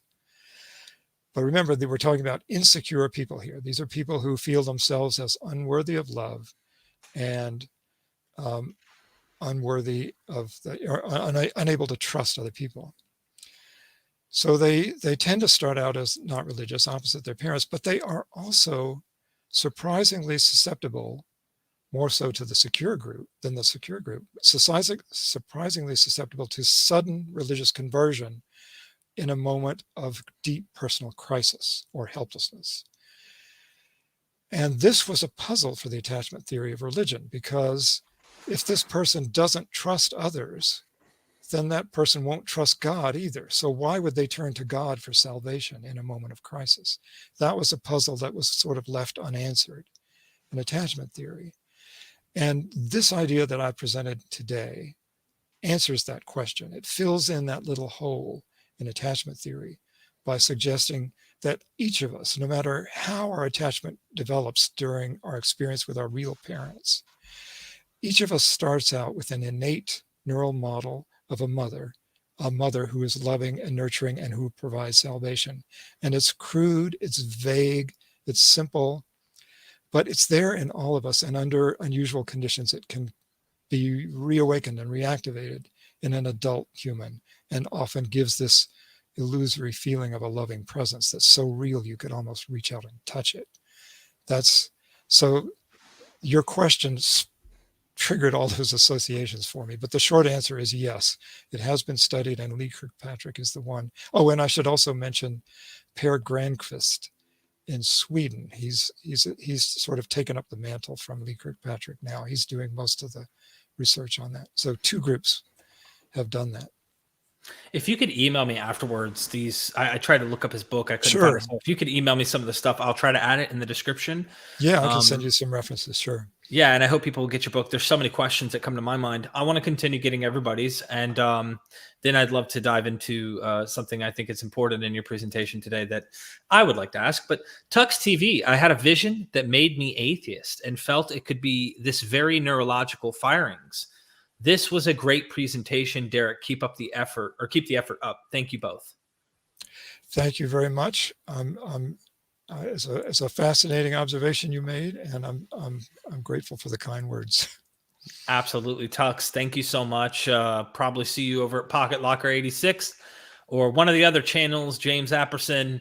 I'll see you at some point, my friend. Thank you for the support. Sages and Pages, which question would you ask a believer to get him to look at your hypothesis of natural explanation of his religious experiences? You know, I think probably the one that Derek was just talking about a few minutes ago in relation to William Lane Craig,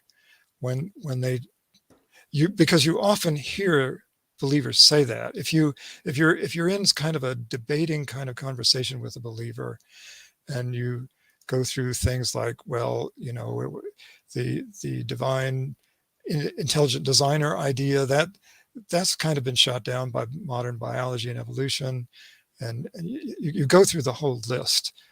You know, there are lots of things that are just irrational, that don't make sense in religious theology. The idea of original sin. How is that just? How is that fair? How is that moral? That can't be right. You go through all of these and you break down one thing after another. They will almost always fall back on, well, okay, I see, you know, you're raising all these objections, but you can never persuade me that my God isn't real, because I feel his presence. I know God is real. Right. I know God is real. I have felt him. I speak with him. I can almost reach out and touch him. That's when I would say, you know, take a look at this book. There may be a natural explanation for that too. This could just be something that's happening in your brain, not out there in reality. There's a lot. I'm trying to find the email. It's worth bringing up. Someone asked me recently, and I think it's worth, let me see if this is it. No, that's a different person. It's worth bringing this one up. I'm not going to mention their name. But it was like a sincere question. Here we go. Nope, that's a different email. I apologize here. No, it's not that one. Just trying to find it here because I think it's worth bringing up. The question is like almost like a supernatural experience that they had, and their experience, the way that their memory has formed about this experience. It's like, well, how can you rationalize this and explain this away? And I'm thinking to myself, based on the way that they wrote it to me, I mean, I could give them an explanation on why I think memories and the way that he's trying to conflate these kind of ideas about his experience and whatnot now have formulated this event, this experiential event at some point in this distant past that have convinced him, and it's unfalsifiable at this point. So it's almost like, how can I rationalize and give you an explanation that will satisfy you to make you think because they what they wrote me in a nutshell was, Derek, I came across your channel. I'm a believer, but I am so impressed with the information that you've brought up that you've really made me realize maybe what I believed and what I'm believing isn't accurate, or maybe the way I thought it was isn't the way it really is.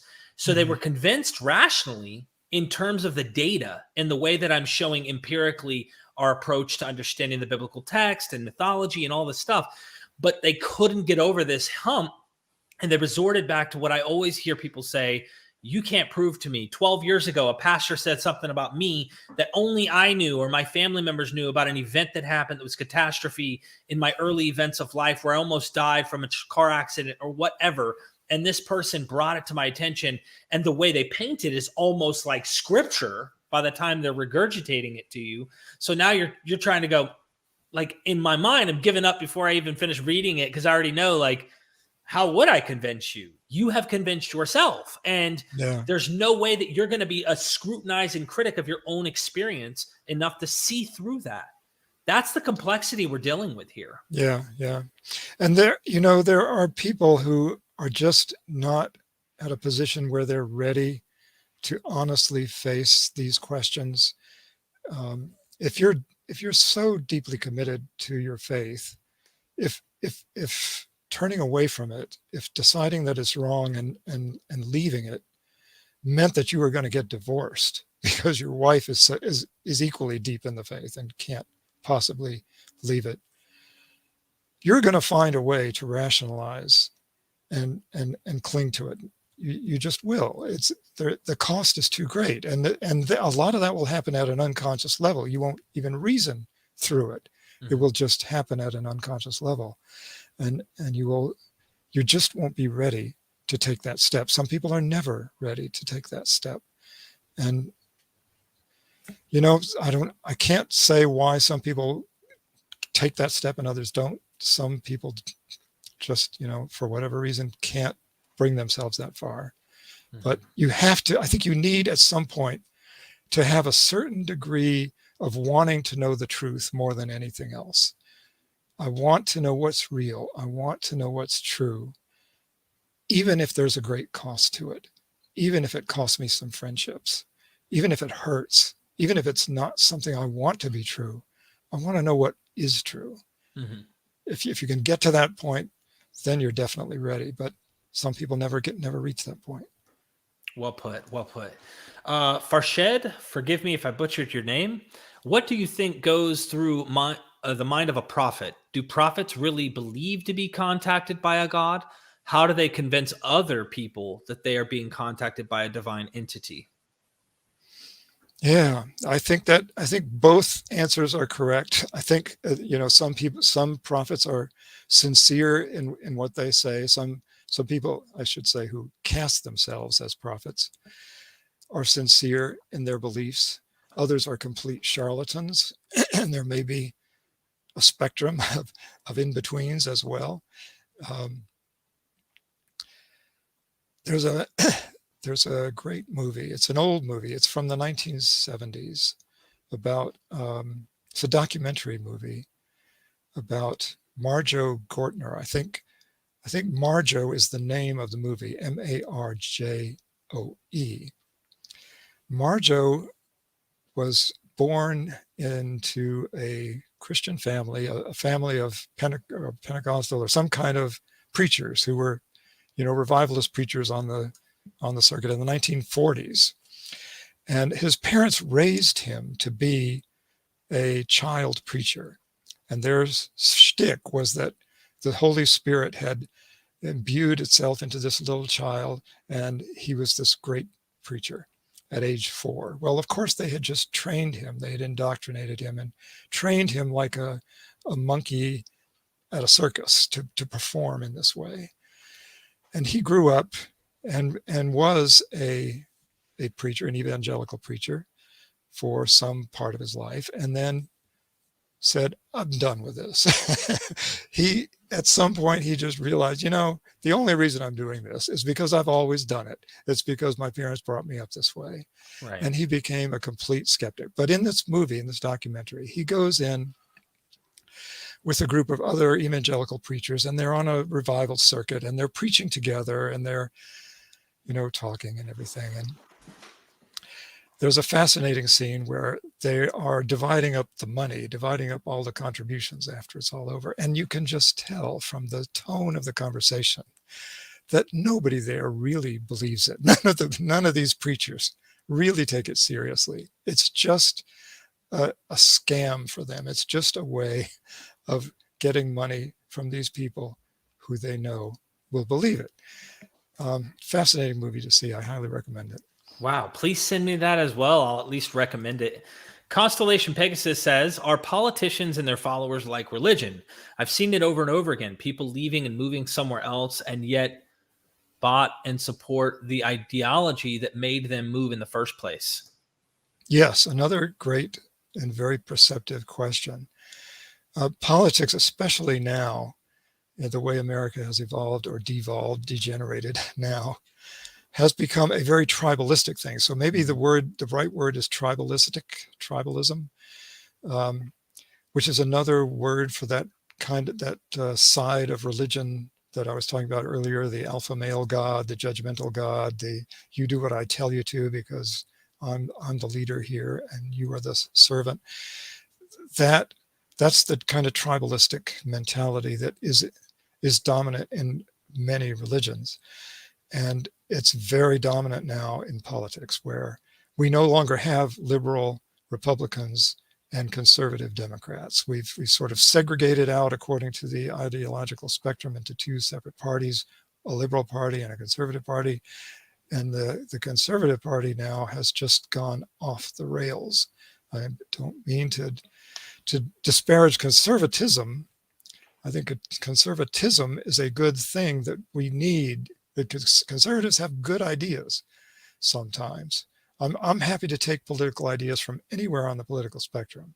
I am not happy to see a cultish devotion to one man above loyalty to the Constitution of the United States. And that is where our Republican Party has degenerated now. Forgive me if I'm offending anybody, but it's just true. Right. And most thoughtful Republicans say this, and this is why a thoughtful Republican, Liz Cheney, is so adamant about her contributions to the January 6th committee. I can't have enough words of praise for her. Anyway, I'm gone off on a tangent. Yeah. We're addressing a super chat, and I do know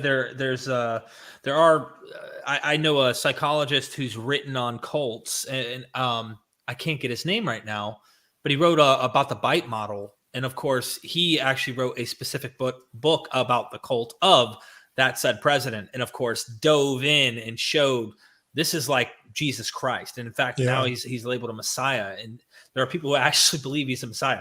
William Ahrens, thank you for the super chat. What does Dr. John think about books in the canon, such as Ecclesiastes and Esther? Do they show that rationality and human agency can exist alongside belief in the supernatural, even inside religion? I don't remember Esther. I do remember Ecclesiastes, which has, lots of little nuggets of wisdom, pearls of wisdom, some of which do really strike home and really do endure and have value, I think. So I would say the short answer is yes, you can find words of genuine wisdom in religion. You can find rationality in wisdom. In fact, there's a great scene in the Bible. I think it's in Kings, 1st or 2nd Kings. It's the scene where the prophets of Yahweh are demonstrating to, I don't know, the prophets of Baal, I think it is, some other god. We're going to show you that our God is the real one and yours isn't. We're going to take these logs here and we're going to soak them with water, and we're going to pray to Yahweh to burn them up, to light them on fire. And sure enough, they pray, bolt of lightning strikes the wet logs, they burst into flames.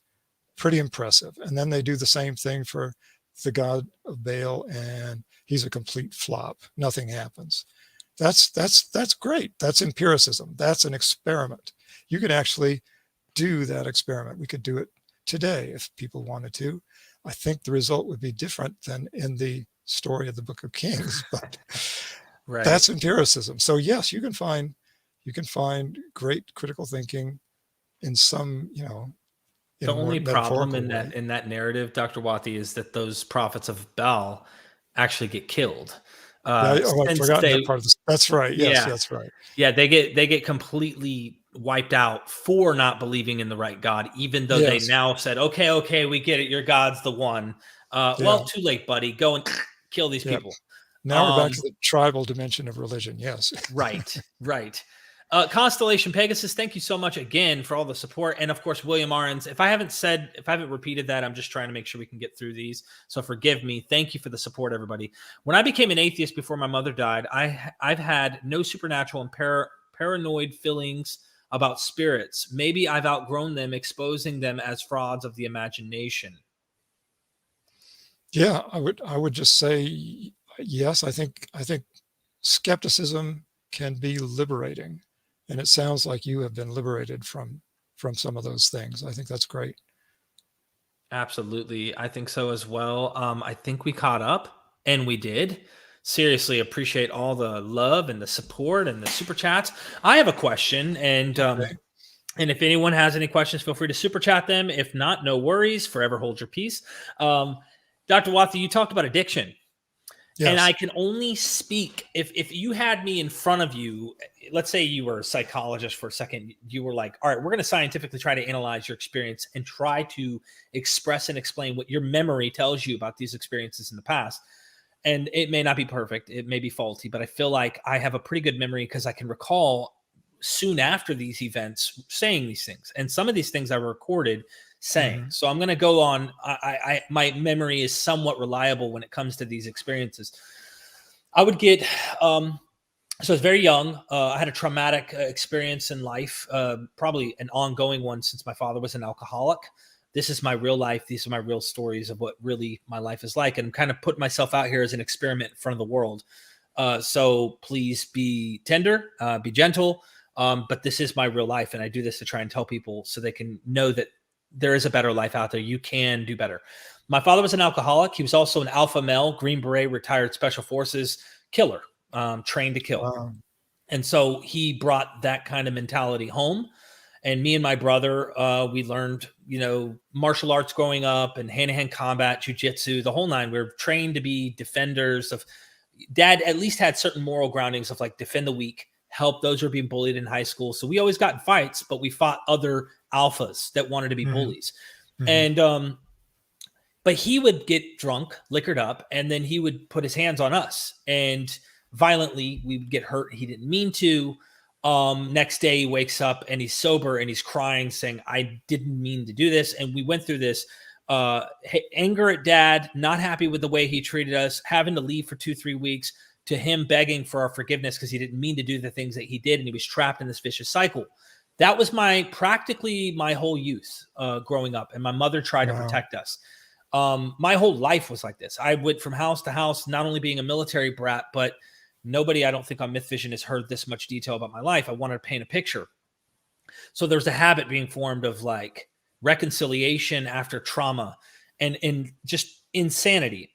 And I told myself, this is that whole insecurity issue and trusting, but not trusting, listening, but not really trusting what they're saying.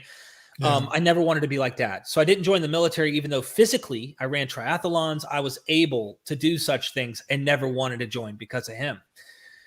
And I decided at a young age when I became saved, because they had this message of absolute forgiveness and a loving father that would never let me down. I came to accept this message as true, especially based on a subjective experience that I had at a church in 6th grade at a Christian private school. My mom wanted me to be in a good school, and I accepted Jesus. Warm experience in my bosom, as they describe it. I had that. I had a comforter. I had what I believed was the truth. And that subjective experience was so true that it literally made me draw conclusions about what I was listening. As long as it fit with what I believed that experience was, it became true. Well, I also struggled with addiction because I felt left out when I started getting into high school. And there were girls. I was attracted to the opposite sex. I felt like I was missing out on things. We moved to Puerto Rico for a while. I lost my virginity as a young man, and we had bonfires, and I'd drink, and I felt warm, fuzzy experience in my bosom, but from ingesting substances. And I started to see a comparison in a way, but never drew any conclusions. And I remember my first time getting drunk, like drunk from drinking tequila, the warm, I could barely breathe when I took the shot, but I felt 10 feet tall. It alleviated all of my insecurities. I felt everything was better. Like, anyway, you get the point I'm paying. It was going back to drugs and alcohol over the years, the next few decades, really 15 years, 14 years from my youth, to getting back to Jesus and being completely immersed in my religious faith. And like everything was Jesus. There wasn't a single conversation that I ever had where I was not obsessed and having to bring up, how does this bring up Jesus? How can I bring up God in this conversation? And people told me later, now that I'm not a Christian, they said, I must admit, I love you, Derek, and you're such an ongoing guy. You're outgoing, and we love your personality, but you were one of the last people I wanted to get around because you were so obsessed about Jesus and salvation and heaven and hell and the Bible. I'm painting a big picture here. I know I'm bloviating, and I just want people to see I was finding purpose and meaning in this chemical, or in the, I'll call it the sugar pill of religion that I was getting from Christianity, from Jesus and stuff. And I really did think I'm addicted to both. Today, October the 25th of this month, I'll be 7 years off of heroin. I was shooting it up at the end. And I'll be, I don't know how many years off Jesus. But I do equate them in some way with addiction. And harmful if you're someone like me, whose patterns are extreme. I've been wired because of my environment and the way that I grew up and the kind of father I have and parents that I've had to be extreme like I am. So can you tell us a little bit about what you thought when you first heard about my addiction story, and with this religion thing, a little more about that and how significant this correlation is? Yeah, I think you've hit the nail on the head. I think there is a very deep connection between the two. And we, in the talk, I tried to show where that connection is in the brain. It's in the nucleus accumbens. It's in dopamine.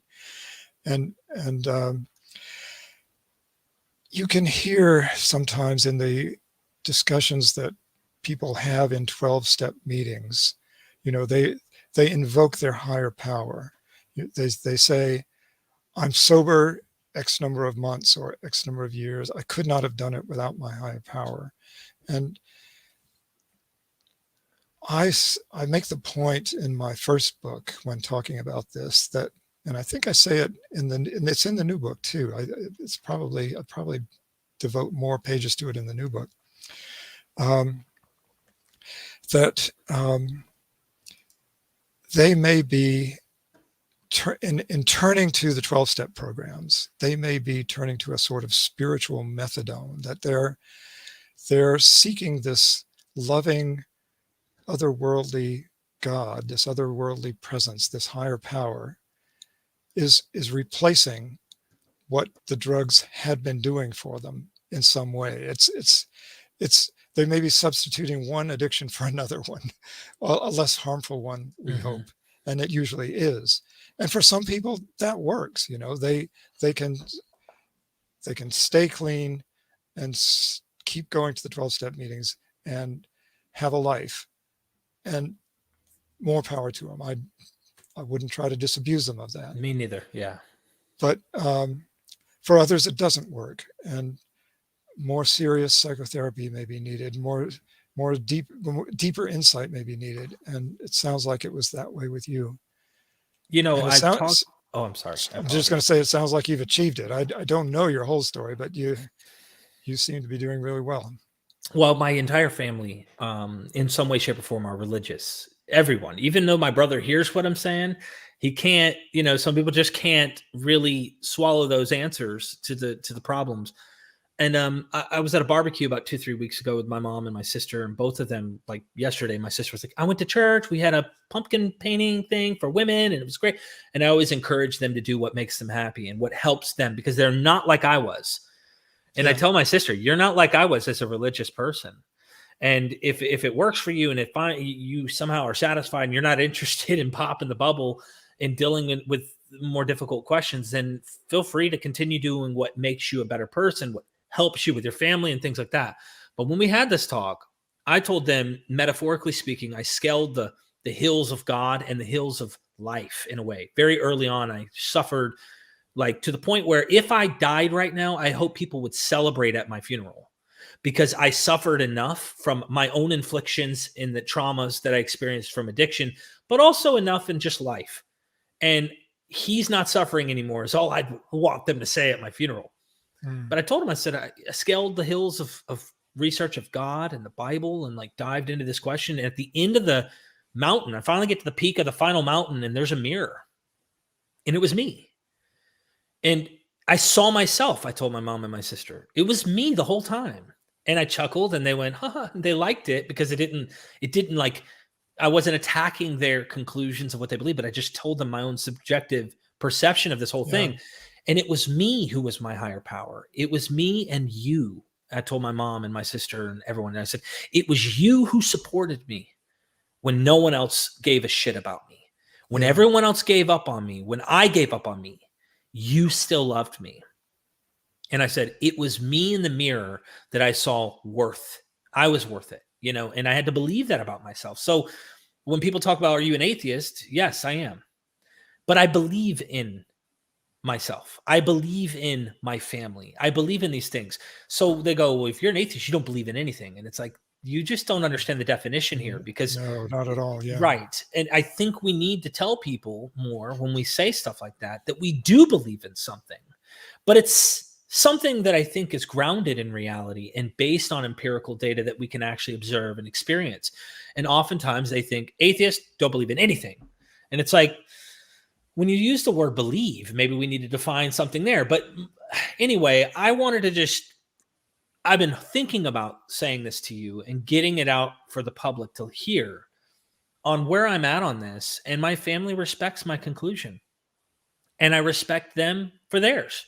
Even though I tell them when the conversation comes up, I'm like, fair warning, like, do you not think it's odd that everyone in this room right now is talking about something that I've studied extensively and I've dove down to like getting into textual manuscripts and I'm talking to the leading experts in the world on this stuff, and your conclusions are not mine at all. And like, but you all know better than I do. And they just finally stop and go, no. It's not that we know better. We just like this message. So just don't pop our bubble. And it's like, all right, I'll respect you. I'm not going to pop your bubble if you're not interested. Yeah. You know, anyways, did you want to comment on that? Anything? I only want to say that, thank you for telling that story, for being as open and honest as you are. And I think I can only say that I have great admiration for what you've accomplished. And I mean that, you know, in your personal life, you're an inspiration and should be an inspiration for anyone else who's struggling with these problems. I think you've found a great solution for yourself. Thank you. Appreciate that. Yeah. I forgot to mention how my wife stuck it out through all these years. Yeah. I mean, the torture. Give her a medal. Oh, she deserves a Purple Heart for this. Yeah. I mean, she really, and even now, you know, it's not even addiction. It's you know, drugs. It's not just Jesus. It's almost anything. She's had to tolerate with my extremes in every respect of life. And she has been there and loves me through it all. We're going to get to these super chats in just a moment, but what was I going to say? I had something related to something that you were doing. Get the book. All right, we're moving on. My brain just hit a bump there. JC, a Huberman Lab podcast episode on grief described experiences of a dead loved one's presence tied to prior levels of time, location, and emotional attachment. Interesting overlap. Great presentation. Thank you very much. I'll have to look that up. I like this. This is grief described experiences of a dead loved one's presence tied to prior levels of time, location, and emotional attachment. Yeah, it's almost like the illusion that you describe with the limb missing. When a loved one dies, they've been with you so long and you've known their existence for so long. And it's probably because I think in the other minds problem, neurologically tied in to imagine there's other people. They don't disappear just because they died. So there's still that illusion, Yes. I think. Yeah, I think so. The brain expects them to be there. And I think you can explain a great many ghost stories that way. A lot of ghost stories are based in this reality, but it's not a reality of a supernatural realm. It's the reality of how the brain works. Wow.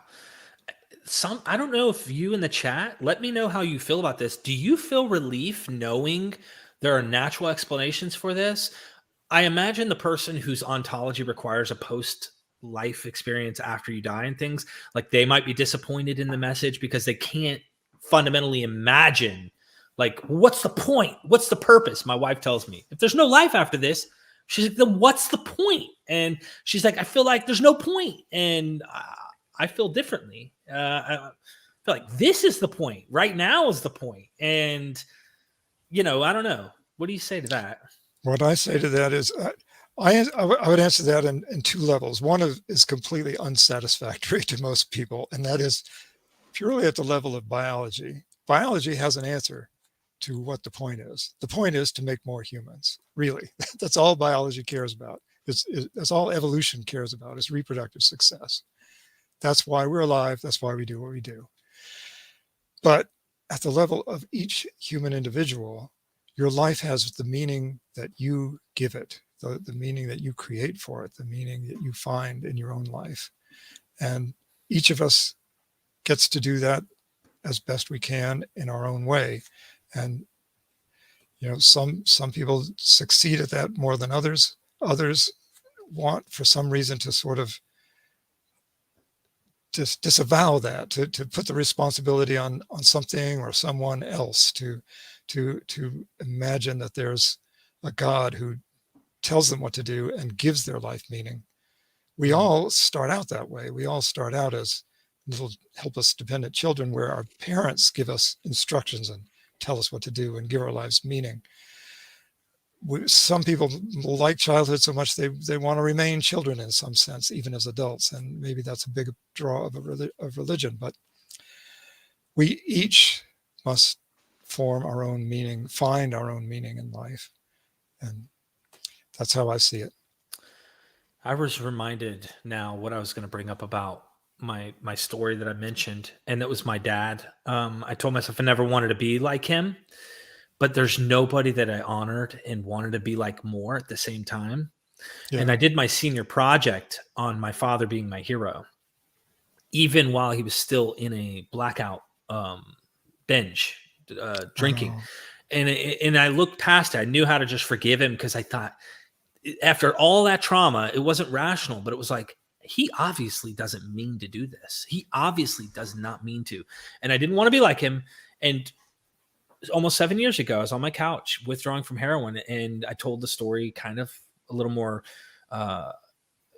derogatory and like speaking like colloquial language, just talking like I would have talked while I was in active addiction. But I point out that I literally became like him with my own family through my addiction. And I didn't mean to. I never wanted that because I knew. And then I had a psychologist who was a friend of mine. I wasn't in a clinic, who was talking to me on the phone when I traveled for work. He said, Derek, I need to know something. How do you know you forgave your father for all the stuff that happened?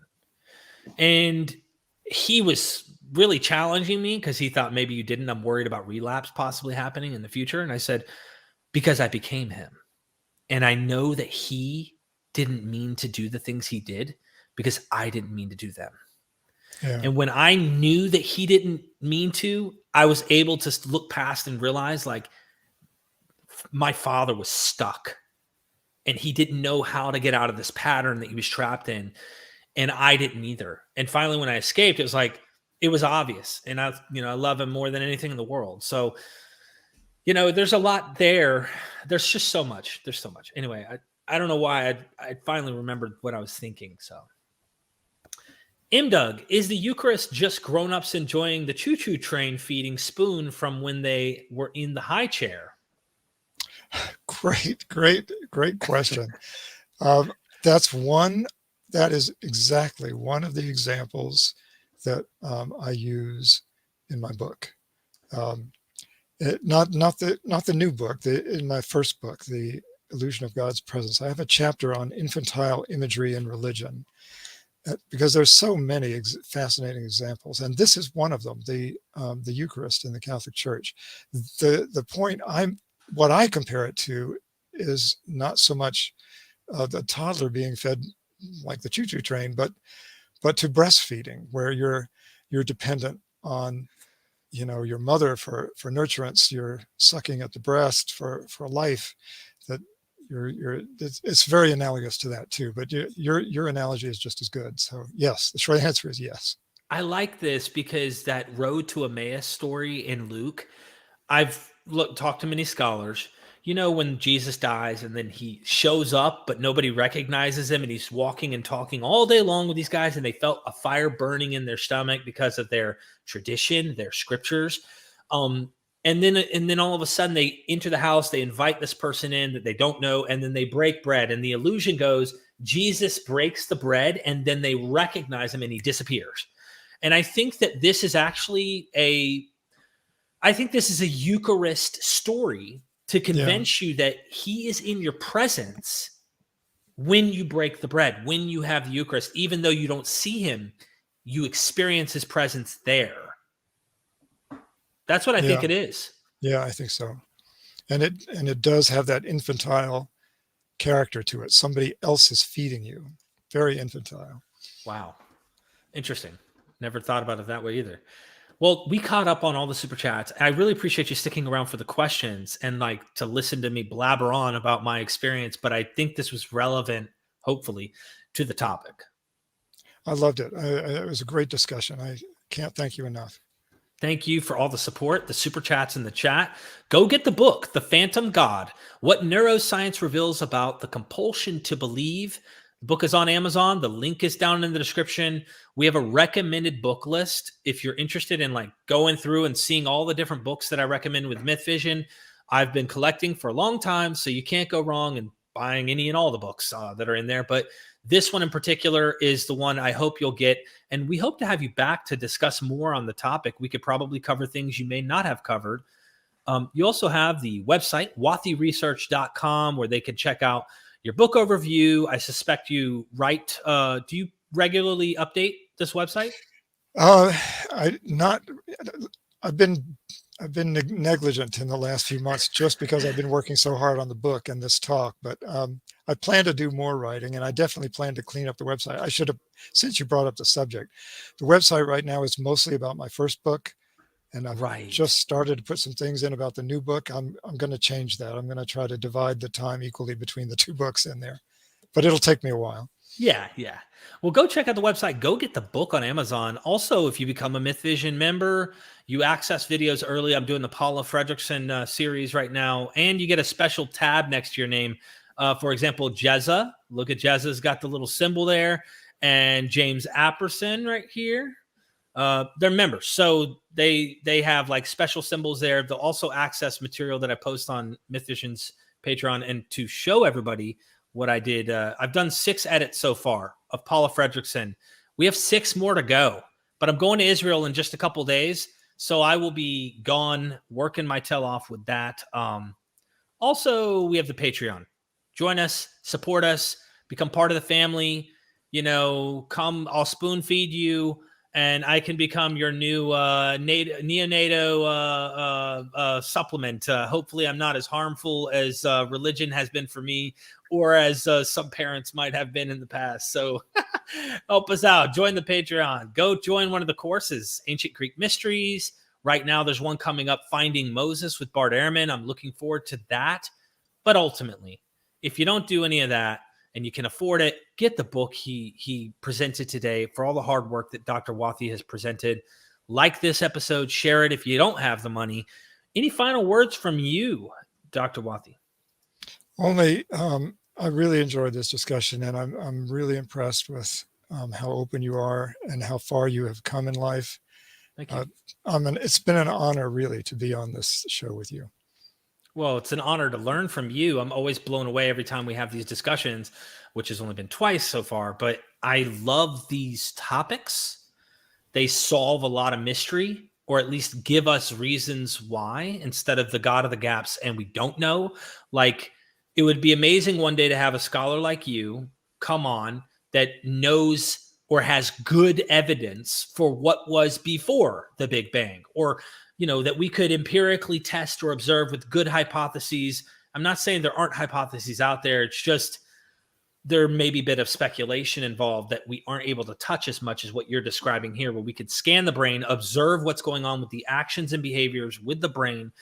And anyway, I'd love to see that happen as well, because anywhere God can hide, God does. Yeah, good point. Thank you so much. I hope everybody enjoys your rest of your day. And thank you, Dr. Wathey. Thank you very much. We'll do it again sometime. Please never forget, we are MythVision.